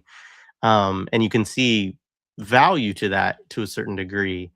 But I think this is always a problem. Like this is something that Dr. Jared Ball talks about quite a bit, right? Of like anyone who um, is in the United States that is looking to become like a mainstream artist, right? Or a very or just to play in different parts of the country or Mm-hmm. whatever, right? Like you have to come to terms with the fact that you're creating something largely for white folks, right? And so then like how do you navigate that? And I think that's a really, it's a complicated and difficult question. Like he recently had a good discussion about Chappelle's recent Netflix thing.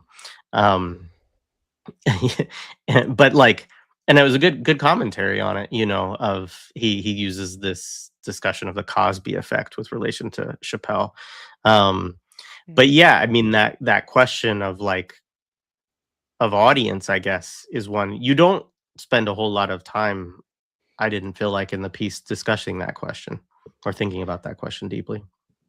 Yeah, no, I think so because I think there's a lot of theories like audience reception theories and things, but I think it's also one of the things the book also tries to complicate too, right? I mean, you can look at the history of Black art, and that's also why the Harlem Renaissance is really important, but also the Black arts movement too is also like, even in periods where the art was aimed at a Black artist, I mean, the Harlem Renaissance is the most obvious example. People know the history of things like slumming it and the Cotton Club, all these places, right? Like, it's like even when, or perhaps especially when it's Black ruling class people or the Black elite, to use that, that phrasing, that are kind of, either the dominant audience or the dominant producer or the, like that, there's really just a step away from white people being in the picture, even if we're to think of it that way. And it's an interesting, it's an interesting thing too. I mean, dude, I would have a lot more to say for something like film, and I think it's really interesting because it's also one of these things where like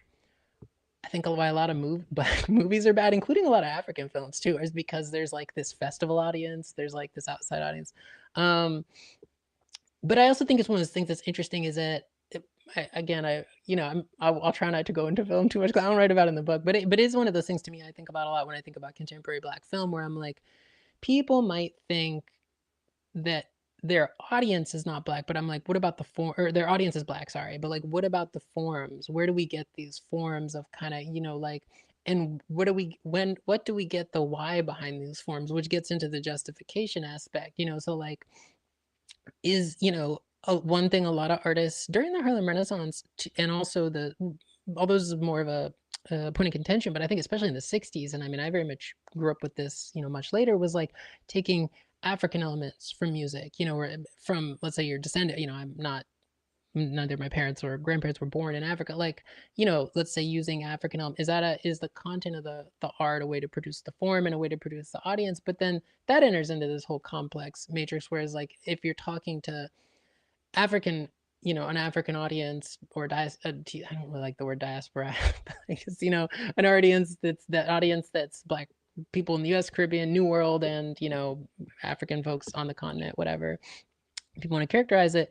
I think there's also the question of what sorts of demands, what sorts of critiques, what sorts of worlds you're negating and bringing to the fore. That is, endlessly kind of and that was a big issue in the Harlem Renaissance too, especially for like Francophone Caribbean, Francophone African artists and reggae. So I think for me, it was more a way to talk about, and I say this in the intro, I think, like, the imagination of the slave society, and to talk about, like, well, this is the audience. And I think a tendency a lot of Black folks can do, maybe including myself, and I think very commonly the Black bourgeoisie do, which I think kind of is like, well, that's not me. I'm not, it's not appropriation if I take it. And of course, we have a lot of Black cultural forms that, again, you go back to Frederick Douglass, that are appropriated by white people because a Black person did it first, who was, in most cases, of the ruling class that had the means to do it. And so I think talking about the imagination of the slave society, which is a term I use, and I say, like, the imagination of the slave society is a material site from which Black aesthetic justification is forged and reified. So it's also a way it's a challenge. It's like, we can't just opt out by saying, like, well, I'm Black, I don't do that, or I'm like, because I just think that is too easy, and it's just not true. Like, it's like, and I think that's where it also enters a kind of ethical political question about, like, you can't make this art outside the world, which I think also starts to get into those sort of arguments around audience. And probably everyone has an audience in their head when they make some kind of art, but then how you engage that. And also, it's, there's a lot of worth, again, going back to the 60s too, the Black arts movement really influenced the text. I went as one of the other starting points, since that's what I learned about when I was a teenager and in college. I think influenced me in making art, is like, there is this conversant with people like Brecht and other people about breaking down the audience and not having audience and having, expansive participation. And that's the thing I get into, where I'm like, I think that was a good move, to put it simply, and interesting and really powerful. And then I also think about the idea that, look at, like, if people have ever read, like, Richard Eiton's Search of the Black Fantastic, like, it's also a fascinating to think that part one response to that is inaugurating every Black person into being this sort of spectacular aesthetic subject that's always producing, now we have the term viral content, or content like on. So it's a challenge. I think it's not so much an issue of a white audience, although obviously in ways I think people have criticized and are even just casually aware of, it's that, but also of a kind of relationship, a relationality to being in the world that would need an audience as a way to resolve the complicated questions around this kind of thing, or something like that, if that makes sense. Yeah, it does. I mean, I think the last question I'll bring up, because it might enable us to talk about this and some related things, right? Somebody said, what it's also tricky now as a liberation Yes. artist wanting to do exclusively community funding arts is there's a great deal of private and public partnership funding. And I think, this is sort of like kind of in a certain way where you kind of start and end the book to some, to some degree, Mm-hmm. right? Is like thinking about this problem that of where we are now, right? Where if you're gonna be funded as an artist, I mean, like a great example of this, um, well, maybe it's not. It's an example that I think is good. Is when Chuck D did the like ambassador thing for like the State Department, right, in the middle Yeah. of the Gaza genocide, right, and was like out there with Anthony Blinken and all of this.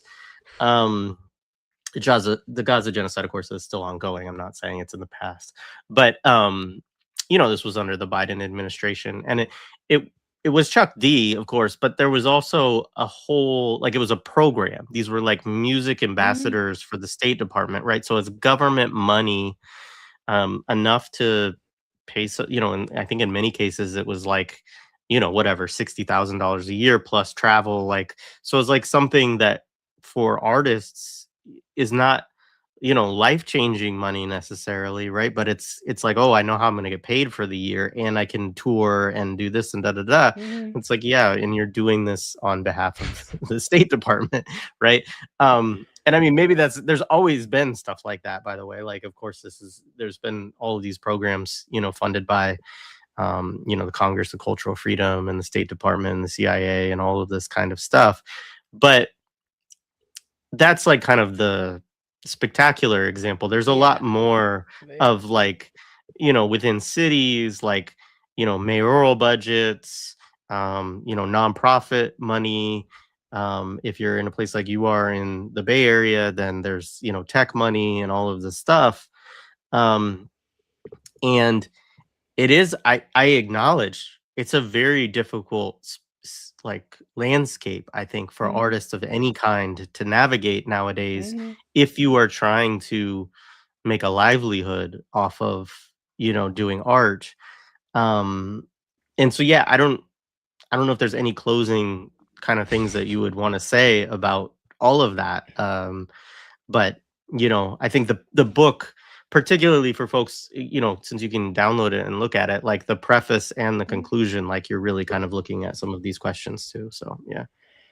Yeah, I mean, it's interesting. So very quickly, the Chuck D thing that actually goes back. People probably know this. I don't know if it entered the chat, but there was a called the Real Ambassadors of Jazz, which is this. I don't know if you've talked about it on the show. I wouldn't be surprised if not. That I want to say it was made as a record. I actually have the record, like, and it's I want to say like Dave Brubeck, Louis Armstrong. So it was this period, and it was like a Cold War project by the U.S. Very similar to what you're describing. I want to say when I was in college in like the 2000 somethings, there was also they tried to do this with hip hop.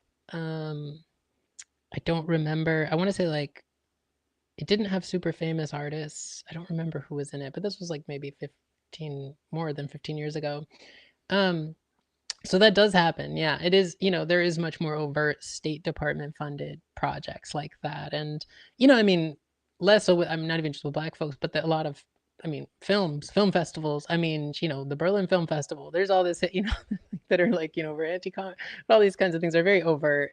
Um, but yeah, so your question was about funding and I mean, I really think and if you make, I mean, it would be interesting to see what, like someone like because I think film is a great example where it's I don't want to say it is expensive because people always say that it can be expensive. I think it can just be time consuming, which I think is the other leaning towards the answer is like how we choose to spend our time is something in some cases we have control over, even if it takes longer to do it. And versus like say what we make money from, which we have far less control over. So it's true. Something like I think of like a lot of film, it's like very impossible for them to get funded by things that aren't one of these sources that you brought up. And but I also think, you know, one way to do these kinds of things is also not to make money. I mean, it's sort of an obvious answer, it's like I there I think it's kind of where you start to go into the collectivity and it's like, okay, how can we sustain ourselves and make these things, which is a very political question. I think that's like what political, we I think we did an episode with you, I want to say, or maybe it might have been on San Francisco, where we talked about like this argument that I think people my generation had, probably because of how naturalized nonprofits were, that you should get paid for doing organizing. And it was like, well, okay, you do that, you're not going to be able to unorganize the structures of power that are paying you. It's very simple, like, um, and you can look at even labor organizing like that. Even though you're organizing your job, they're not paying you to organize against the job to the extent that So I think that's where we enter into the kinds of questions around the political and the other thing I kind of did in the book was also try to think about or kind of leave open the spaces for art that are not as valued, and that I tend to kind of attack the sites that are more the sites of value production. So like now a lot of people probably deal with this if you live in a city, is like contrary to the 60s, I think to a degree, is like a lot of murals are used to gentrify places. So it's like, what do we make of the kind of the way public art, the public of public art, is now constituted by a new kind of theft, or a double theft, or however we want to look at it, that's like very much wielded against, which I guess we must consider Black folks outside the public then, if these public art is being used against Black, particularly poor, working class people, sex workers, unhoused folks. I think not taking those kind of things, and I think it's also a way to look at how we give up and find each other. It is very really, I just, like how we give up those resources that you highlighted and kind of find each other and other things. And a lot of things are like this, but I think a lot about film and how people need a film to look a certain way, or like have a certain quality to be, or, they need art to be polished. This is actually, I think, a really big problem in Black art, where people can't make, like, you look at, like, if you go to film, you can think of like Haile Gerima, all these, all these kind of filmmakers who are making films that looked rough, but they're still better than anything that's made now by Black filmmakers in the US at least, and Africa, honestly. Like, but films look better now. Like they look, this goes to the beauty thing. Like, I mean, it's easier to make a, so I think it's like, okay, well, it doesn't have to be just looking backwards, but I think that is the way they frequently looked as a negative, right? It was always like, oh, if we don't do this, lest we return to slavery type of thing. I think looking back at, like, and I'm just picking film because I think it's the one where an aesthetic maybe is the most, always is conflated with getting these kinds of resources. And I'm like, well, yeah, but Bush Mama or, Ashes and Embers is better than any Black American film, big, whatever, the kind of, those kind of, the famous, that very polished, unfortunately, clearly very Tree of Life, Terrence Malick influence looking Black film that produced everywhere. There's a lot of queer films like that too, Black queer films. So I think there's something to be said when people say they need resources too. It's like a question of, like, what are you doing and what are you building and what do you, and how can we get there together type of thing, versus which people are more inclined to do with maybe sort of a so-called political thing, but less inclined to do with art because it's supposed to be this private possession of us, which is weird if you make music, because musicians aren't necessarily that way, and it's impossible if you make film, in my opinion, or do theater. I think it's harder to do that kind of thing and be like, this is my private possession. It must be this, and it can't. Anyway, so I don't know. That's one sort of answer. No, it's good. I think that, these are really difficult, questions. I think the thing that you talked about in terms of even the will that people have, right, to actually want to do something different, right? Like that's a big part of it too. Like what you talked about, like trying to form artist collectives and stuff like that. Like, and Yeah. it's not just artists, like, but it is an example, of the way that, I think just I don't want to give it just to like our generation and the generations that follow, but like, there is something to just how hyper individuated Mm-hmm. we've become, and obviously that's something that has been really violently imposed through all Yeah. kinds of media and other things, right? To like sort of put us in this place of like, I mean, it goes back to the, as you said, this is where the neoliberal logics that you talked about, like, you can see when you go back to something like, Douglas, or these early, like these kind of 19th, late 19th century, early 20th century, Mm-hmm. logics of like, when you start talking about self-regulating, individuals and stuff like that, Mm-hmm. right? Like, this And is, yeah, last go thing ahead. is like, I think that's where art is really important, because I think if we look at art as just expressive and expression and all these kinds of those sort of paradigms, it becomes unthinkable that art is this point of self-regulation. And so, for example, like, let's say I'm like a filmmaker, and I'm like, I want to make a film and it has to be made this way. I'm a absolute auteurist, and I think I'm like, I don't know, Kubrick or Preminger or one of those filmmakers who like really was like, I mean, the put the authoritarian in author.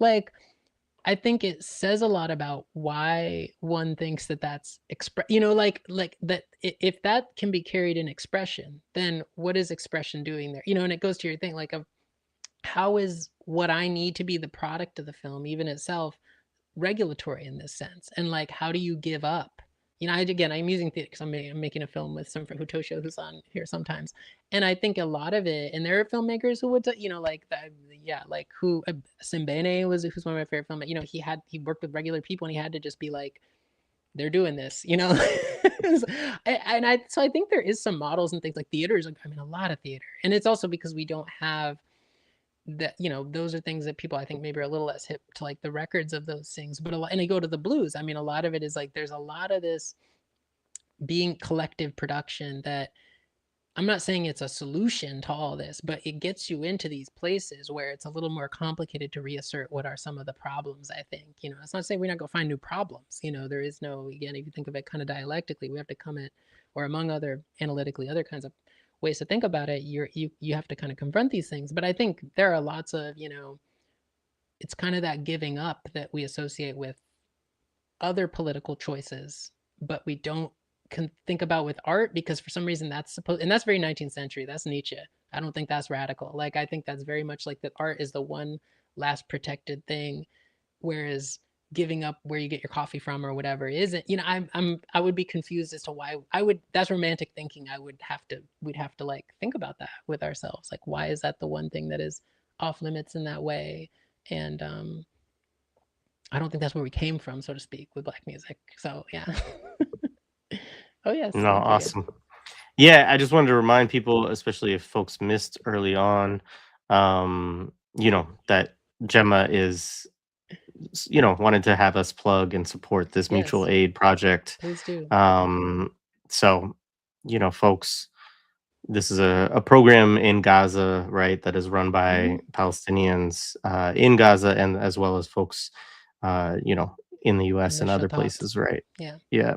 And so, you know, yeah, the link to this is in the show description, as is the link to download this book, which, you know, and I encourage people to buy it. I think I put the Massive Bookshop link, and if folks aren't familiar with Massive, they do use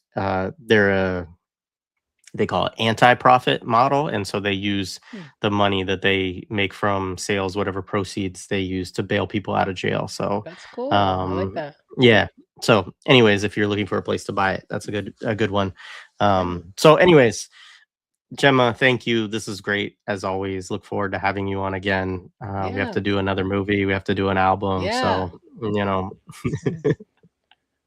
Yeah, we do. Yeah. yeah. So, all right. So everybody have, you know, if you celebrate the holidays, have a happy holidays. And I probably have one or two things that I'll put out before the end of the year, but this might actually, I don't know, it might be the last live of the year. There might be one more, but we'll see. So anyway, thank you. And much appreciation to you, Gemma, for this Yeah, conversation. It thank was you for great. having me. And thank you, Yeah, audience. absolutely. Well, we'd be nothing without the audience, right? We'd just be two people talking to Yes. each other. Well, you know, that's good too. Right on.